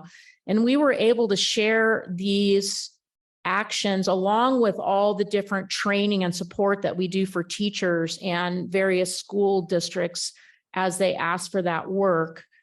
There was so much gratitude and appreciation for the education system in this county stepping up for every single child and every single family. It was very gratifying and rewarding to be in that space on Saturday. And I do also want to acknowledge that was able to meet Mr. Niblin's family, who was also enjoying the festivities on Saturday. It was a nice day. It was a very nice day. Actually, our colleague from Menlo Park, Ms. Sheridan, was also there with her family. So it was a really wonderful community event that is indicative of who we can be in San Mateo County. Yesterday, I presented along with Santa Clara County Superintendent Marianne Dewan at the Hispanic Foundation, Silicon Valley Hispanic Foundation's Latino Report Card event. It's the information and the data, as we know, is sobering. And what was inspiring about the day was that we spent a good hour in a large breakout session of about 90 folks that Superintendent Dewan and I facilitated. And all the folks came up with amazing key attributes about how we need to transform the system to support our Latino youth in this county and in this state. And it was really inspiring and a great set of outcomes. I was happy that Board Member Torres was able to join us for that. It was really great to have him as one of the participants in the breakout, as well as Deputy Superintendent Chavez and our Executive Director, Equity, Inclusion, Social Justice, Niambi Clay, and our Executive Director for Strategy and Communications, Patricia Love. So I personally felt very supported. I went in there a little shaky, like, "Ooh, this is a lot," and then our people were there, so that felt really good. And then I'm very, very excited about next week. We will be in San Diego with a large team from the County Office of Ed at the Labor Management Initiative Conference. We participated in their events before, but never the full conference. And so we'll be there Tuesday, Wednesday, and Thursday with representatives from every one of our bargaining units, along with 4 or 5 of our leadership staff. And we're looking forward to co-creating a plan to bring back to the county office for next year on how we continue to work together in service of students. And I'm really excited about it. So I'll conclude with, I had to look up the aspects of the horoscope, those who are Geminis, because we have 3 of them on this board. And I thought, wow, I should probably read about these people and get a little intel.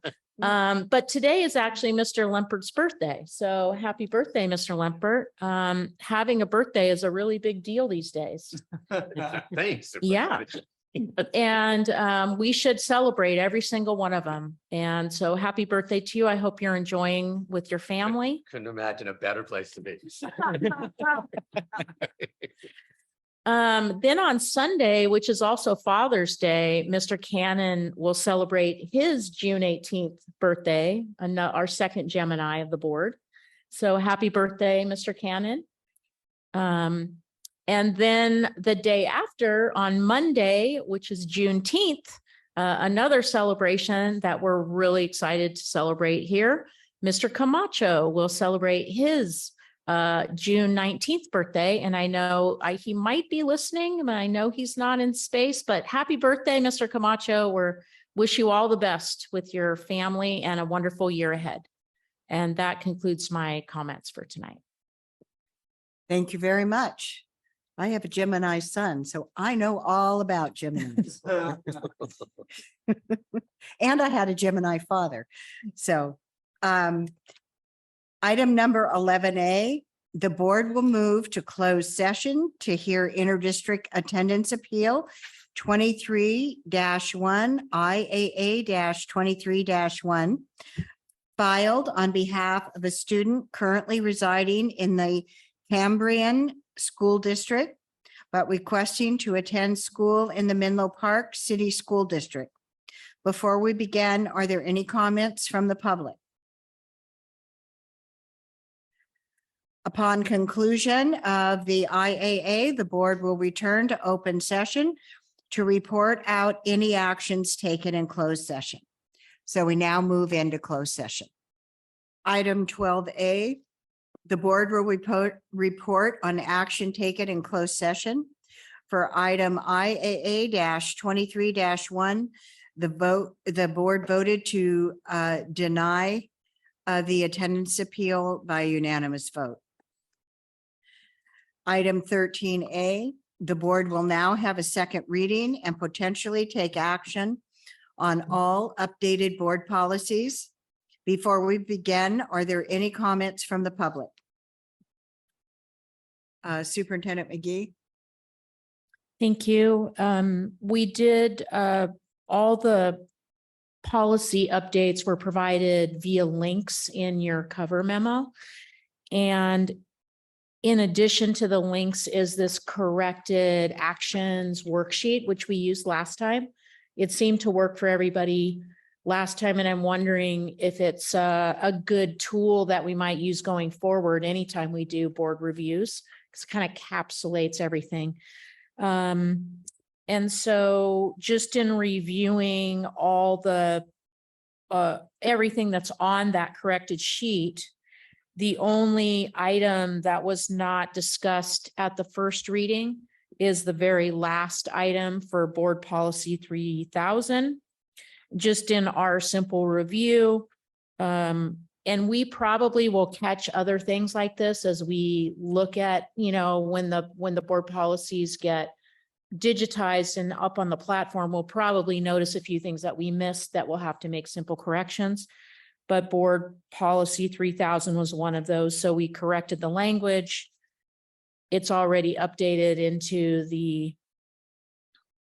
the drafts that you have. And then we cited both Sonoma and Placer as a reference for the language. So I'm wondering if we want to just whatever, if the board has any questions, we'll just go to that on this sheet instead of going through each one, would probably be best. Are there any? Yes, Ms. Alvaro. Thank you for that. My only question, and I'm fine with the language, my only question, and this is going to be a legal question here, is that since we didn't actually have a first reading on that one, can we leapfrog over and add it to our second reading, or do we have to just sort of pull it out for the next time?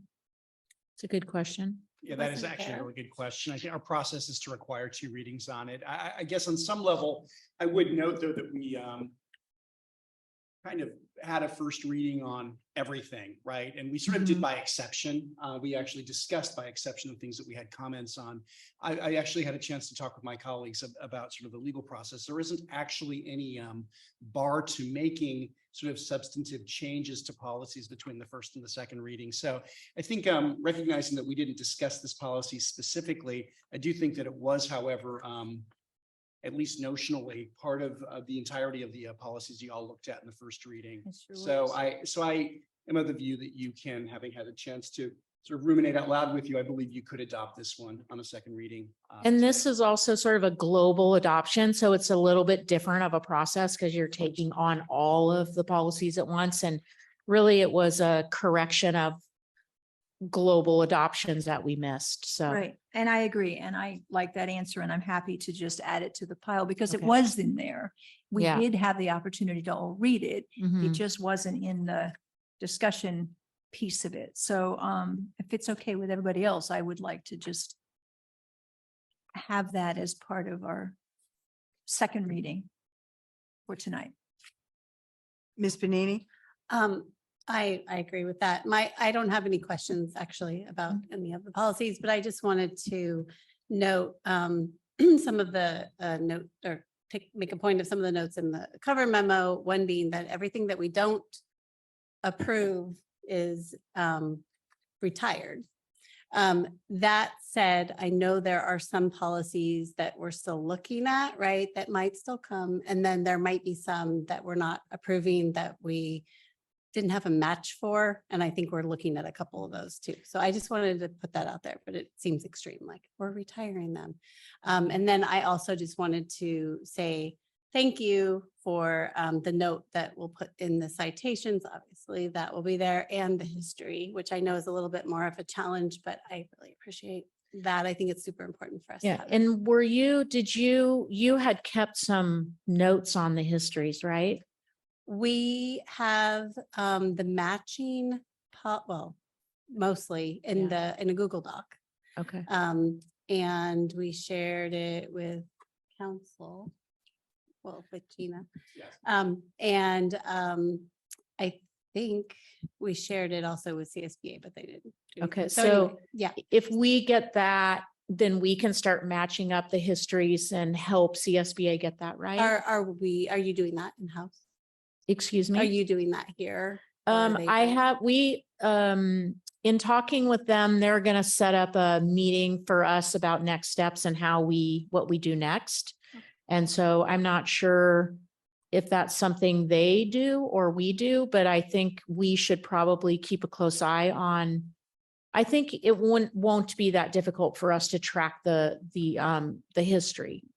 And Yeah. so I think we can set up some sort of spreadsheet system, and Jennifer and Patricia can work through it and make sure they've captured everything, especially with the notes that you've already put together. Yeah, so you can find them matching, well, as far as they match, and with the caveat that some of them don't match perfectly. Some of our policies are like two policies in one, Yeah. so. So we could it might maybe be even required. make a note of that this is a policy that is a combination of these done during the global adoption of this date. I know If the you have any challenge. questions, you can ask Yeah. us, either the whole board or the policy committee. We could. Yes. And I want to just point out, along with that line, is that in the actual original policy book that Jennifer ran for us, Mm-hmm. and in the scanned copies that she made for us all of the histories captured at the bottom of those pages. Okay. So Yeah, anything, anything that isn't in the notes that we have are going to be in that book and that Yeah. Jen made. They're not in the notes, like the history is in the notes, but we do have them in Word. Jennifer gave them to us in Word, so. Well, and when you actually read what the motion is, it's saying all updated. Well, if they aren't updated yet, we're not approving them anyway. Because it says, is there a motion to approve all updated board policies? I think this is being called the updated board policies, like So, just well, as sort of a generic It's term. kind of, Yeah, it was my understanding that we were sort of omnibus, sort of adopting updated policies kind of in totality. Recognize there were some areas where some additional work was anticipated, but I don't think it was the intention, for example, to limit, sort of the adoption just to the matters that were on this, for example, the spreadsheet that was. No, distributed. I mean, everybody has all the policies in the links. we do. Yeah. Is that okay? Yeah. Yeah. Ms. Bonini? I was just curious, I think you said it at the first reading, did they give some indication of when they'll be able to upload things, whether they're all there Yeah, at the same they time? or- originally said it would take about, I know it's at least a month. And I'm gonna say between 4 and 8 weeks, and I don't really know what that entails on their part, but they were very responsive in this process. So it didn't take them very long to get us a second reading draft, and they were very responsive. So I will find out more about next steps, because the other thing is Kevin's already working on additional policies that we didn't have. And so we're putting them on potentially the July board agenda maybe. But when we asked them, they said, oh yeah, we're gonna do a training with you about how to do this it, next. right? Yeah. Okay, and I have So- one more question. So of course, we're approving the board policies, but there are now superintendent policies. And There are acknowledging county the superintendent. policy. office regs or Regulations. whatever they're called now. And so I'm just curious, as you develop those, because I know there'll be some in the queue now and other ones, will you just upload them as they become done? Is that how we you plan to will do it? I'm just curious. bring them, every superintendent policy will bring to the board on just to as let us information know. item. I see. That's what I think we had decided to do. And then, so you can review them and see that, and then they'll upload. It wouldn't need a second reading. But it would be for information only in the superintendent section of the agenda. Okay, that sounds great. Are there any other questions, or is there any other discussion? Okay. I would just like to say that in our staff surveys that we've done over the last couple of years, people have really been responding that there's a real need and yearning for policy language. And so we're very thrilled about this. I mean, this is a huge step forward for our office and for the board, I think. I mean, to have this full slate of policies has been super helpful for staff. Really amazing. And it was actually a great professional development process to take everybody and sit down and read together through policies. So we may just like have an annual board policy, superintendent policy party. Well, I will tell you, as an retired human resource person, in every single company that I worked for, that was one of the requirements of a new hire, was to read the employee handbook, which, oh, by the way, was policies. Well, that's actually And next so on our there was list. no excuse about, oh, I didn't know that. Well, then I guess you didn't read the handbook when you were supposed to, did you? Usually the handbook's not 6 inches Oh, no, thick, though. not the companies I work for. And then in their orientation, we went over the most important policies with them. Yeah. But it was part of the hiring process, and that's my point.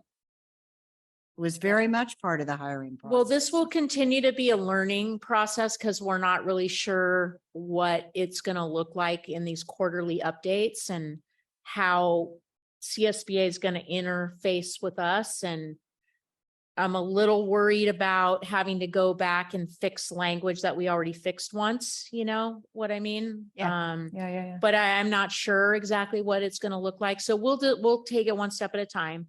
And I appreciate just your support and collaboration on it. It's just been really great accomplishment. Okay, well, is there a motion to approve all updated board policies? So moved. Is there a second? Absolutely. Okay, there is a motion to approve all updated board policies made by Ms. Benini and a second by Ms. Alvaro. Is there any further discussion? All those in favor say aye. Aye. All those opposed say no. The motion passes with a unanimous vote, and all updated board policies have been approved. Yay.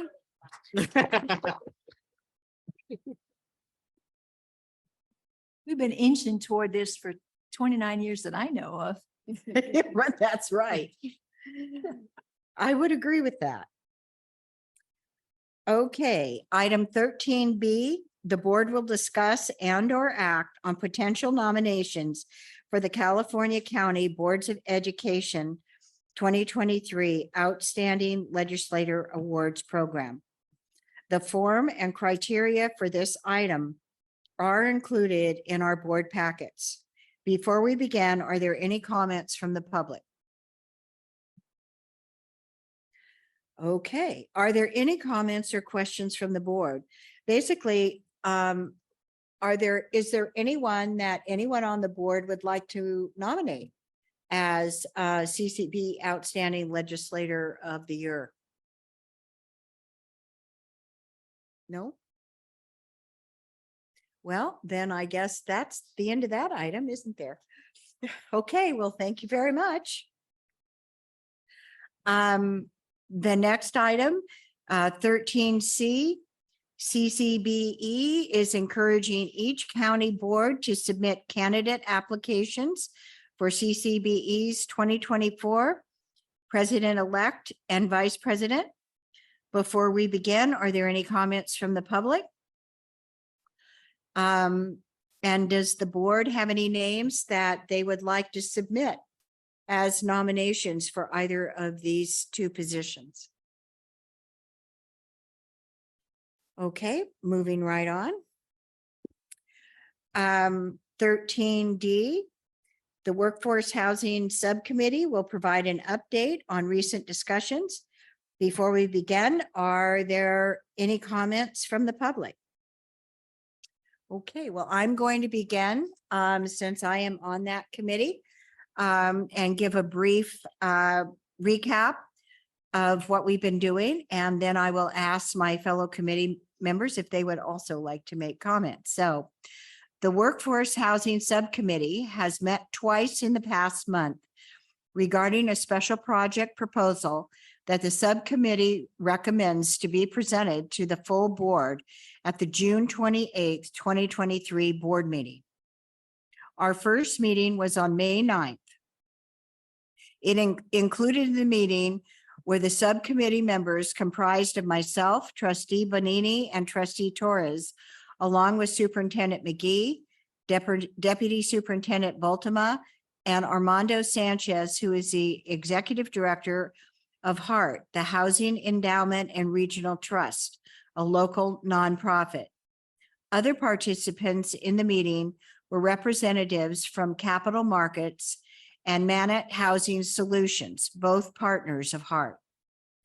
The project centers on the idea of HEART and their partners purchasing an existing apartment building within the county using HEART's bonding capacity, and then making units available for teachers and education staff at a reduced rent to be determined.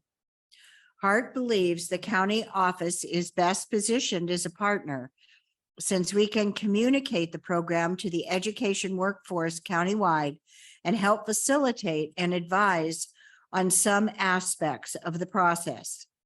The subcommittee met again on June 12th to discuss and reflect on the proposal. The subcommittee is generally favorable to the idea, although there is still more information to be collected and considered. We look forward to a more in-depth presentation on the project at the June 28th board meeting, followed by board discussion. This is a summary of our work so far, and I would like to invite my fellow subcommittee members to make any comments or additions, if you would like.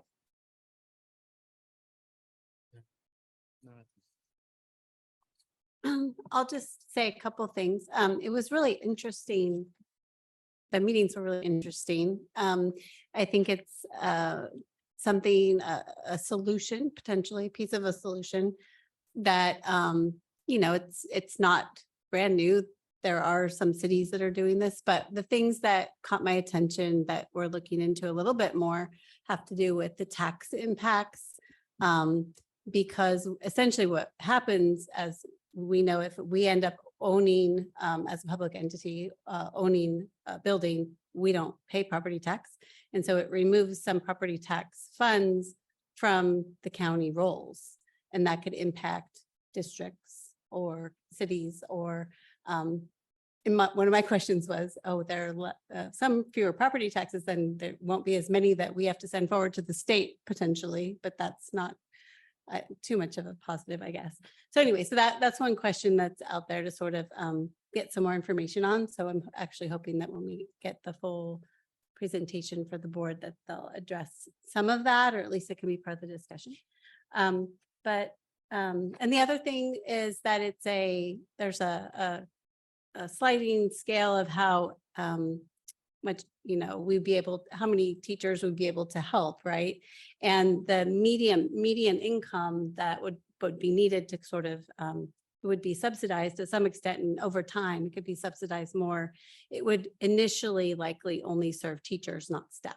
And so that's part of the discussion, but I think there's a lot of flexibility in that we would sort of be making decisions as in our realm around how we want to allocate equity going forward, equity in the building, and then equitably amongst the county.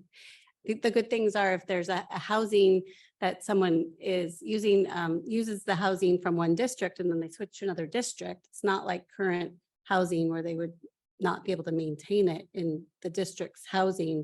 They could be anywhere in the county and access this housing. So it seems very flexible and very, very forward thinking. So that's all. I do have a question. Oh, go ahead. Did the board members receive the presentation that was discussed at that meeting? Not yet. It will be on the next board agenda. Ms. Alvaro? So this sounds great. I just want to bring up a consideration in my role of the community and where I am, I helped get the ball rolling, let's just put it that way, for both the Main Street housing, low-income housing project and the Moon Ridge, which was for agricultural and fishing workers. Both of which very much needed. The piece that didn't get built in that has become a problem is that once a family was in, I mean, they had to qualify to get in. It had to be low income, or they had to be agricultural workers, or somebody in the family. There was criteria. But once a family was in, there was no method for checking that they still qualified. So families who, where one family member was an agricultural worker and perhaps moved away, or went back to college and got a different job, they're still there. And I know it's a lot of aggravation in the community. I hear it a lot. People are going, they're still living there.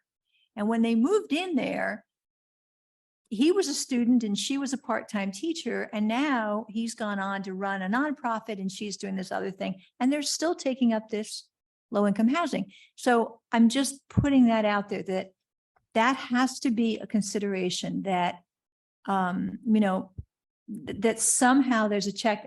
If let's say it's a teacher and they move to a different district within the county, great. If they suddenly take a job in a different county, they have to vacate that space for somebody else who needs it in our county.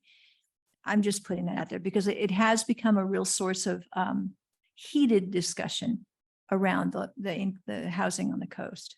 I can certainly understand that. Ms. Panini? There are many details I think that we'll discuss and, when Armando comes, but I will say that there were questions around sort of, how does that work at the first meeting? And they're investing in this, right? So they need it to be, they need, until it kind of transitions and becomes ours, they need it to be profitable, right? So it'll be piece by piece as units become open. And of course, we can set whatever the subsidization is, but I get the feeling that the model is that they will check that. And it won't be necessarily that they will say, oh, you need to move, but they might just raise their rent to market if they don't qualify anymore. And then they can choose to stay or go somewhere else for market, right? Yeah. So I think that's sort of on their radar, but I encourage you to raise it. And you don't just want to, kick families out, but raising the rent to market, people might say, well, I'm going to stay anyway. And then we don't have that space for another teacher's family that might need it. So I'm just throwing that out there. I don't have any answers. I just have questions. And Trustee Benini, you mentioned that about the building at the end of the project, which we wasn't really right. shared in the summary. So There's a lot of can information. you share that part of it just so people can put from beginning to end together? My understanding is that once the building basically pays for itself through the rents, then it transitions to be owned by the board and the county office jointly. I think that's how we hold things. And so there's a lot of benefit to that, and also why it doesn't accrue taxes. Thank you. Are there any other questions or comments? Okay. Well, thank you. There's no action to take right now, and we will have a full presentation on the June 28th meeting. Item 13E, the board will suggest topics for future board agendas. Would any board member like to suggest a topic for a future agenda right now? Okay, well, with that, we will move on. And item 13F, our board members will comment. And Mr. Limpert, we'll start with our birthday boy today. I just want to thank this team again for the great budget presentation. I remember the days, and not a knock at the administration of the late Floyd Ganello, when the budget presentation was mumbled in a few minutes and indecipherable. So we've come a long way. And I just, I'm not going to get into a debate about the role of the board and the superintendent on my birthday when it's so late. I will just say, I think we all agree that this is a great forum for transparency. And so folks can see what's going on with elected superintendent. So I just really appreciate the work and how clearly it's explained. And I know it's a lot of work. So thank you. That's all. Mr. Cannon? I have Okay, thank you. Ms. Alvaro? Thank you. I first of all, I know I said it last time, but I'm going to say it again. I just want to really thank Chelsea for her leadership in, not that we're done, but this was a big step and it was a whole lot of work. And I know that, Hector feels the same way. We're both so appreciative for your leadership and all your hard work and your back work, the stuff that you handed us to say, okay, here's what we need to do. And then we really got to that, but you did all the back work. So thank you so much. I hope you feel really proud of yourself. I can't wait to get rid of that notebook. 'Cause, I'll keep it for a little while longer because I know there's a few things left. Happy birthday to Mr. Limpert and Mr. Cannon and Mr. Camacho, who isn't here. And also, this Friday is Marcia Serba Garcia's birthday. So just like a whole slew of Geminis floating around. I have a question. I know that we will probably, because that's the rule, we'll probably get new budget and new LCAP next meeting, or do we hang on to these?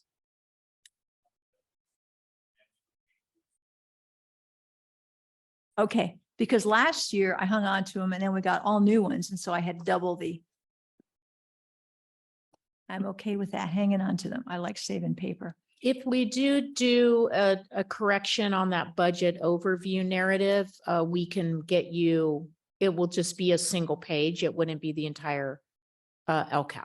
Okay, and if there are changes that we have, just do the whole thing on, I don't know, PDF or Yeah. something, and we don't have to have a whole new bunch of paper. I'll hang on to that. And then I just wanted to give a shout out to Alas in Half Moon Bay, which is Ayudando Latinos a Soñar, helping Latins to dream, which has just been selected as nonprofit of the year for the 2 Senate districts that include the coast. So that just got announced today, I think, yesterday, which I'm really excited about because they're doing amazing work and they deserve to be recognized. That's what I have. Wonderful. Thank you. Mr. Torres?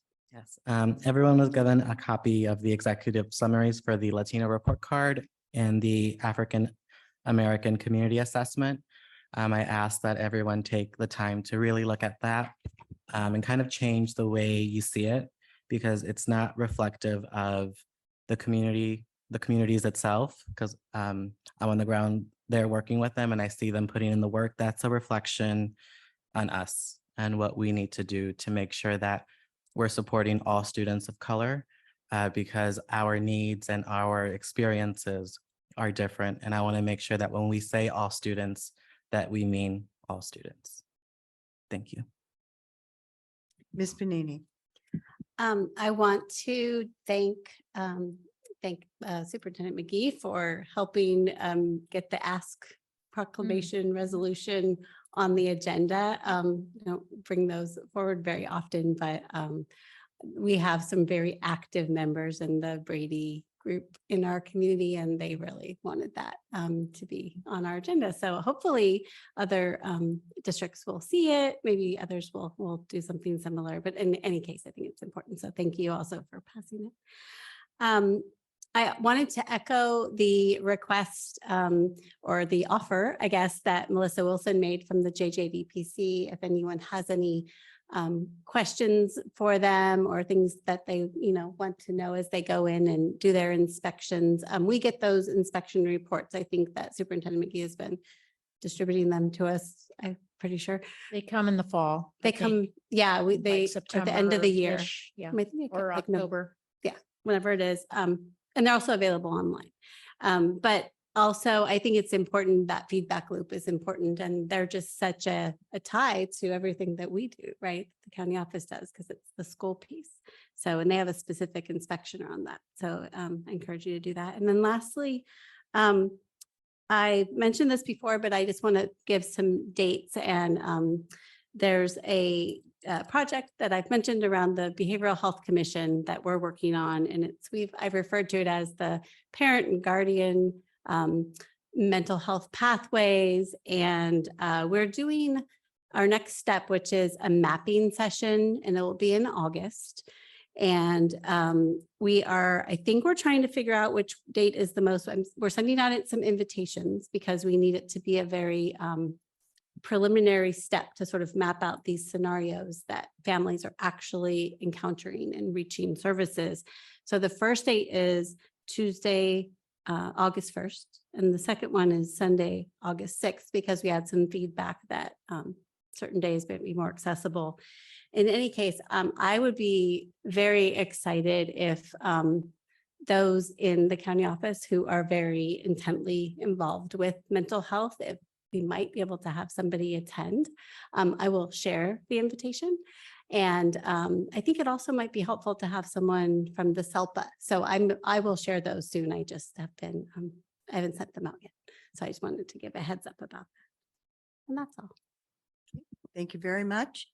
I will start off my remarks by wishing happy birthday to our 3 birthday boys, Mr. Lempert, Mr. Cannon, and Mr. Camacho. Mr. Lempert, I know you had a little bit of enjoyment with having dinner with your daughter, and I hope the other 2 will be able to enjoy their special days as well.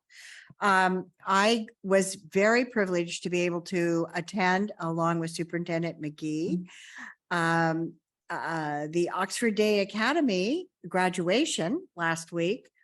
And it was certainly joyful. They had some wonderful speeches, and I've attended 6 graduations this year, and by far that was the noisiest. So they had a great time, but it was really a privilege to be there and share that with everybody. My only other comment is that there has been a special CCBE Board of Directors meeting called for June 26th. And there are some issues going on right now in CCBE, which I will report out next meeting after I know what the conclusion of those issues will be. But unfortunately, we have some problems that we need to deal with. So we will be doing that. And with that, our next regular meeting will take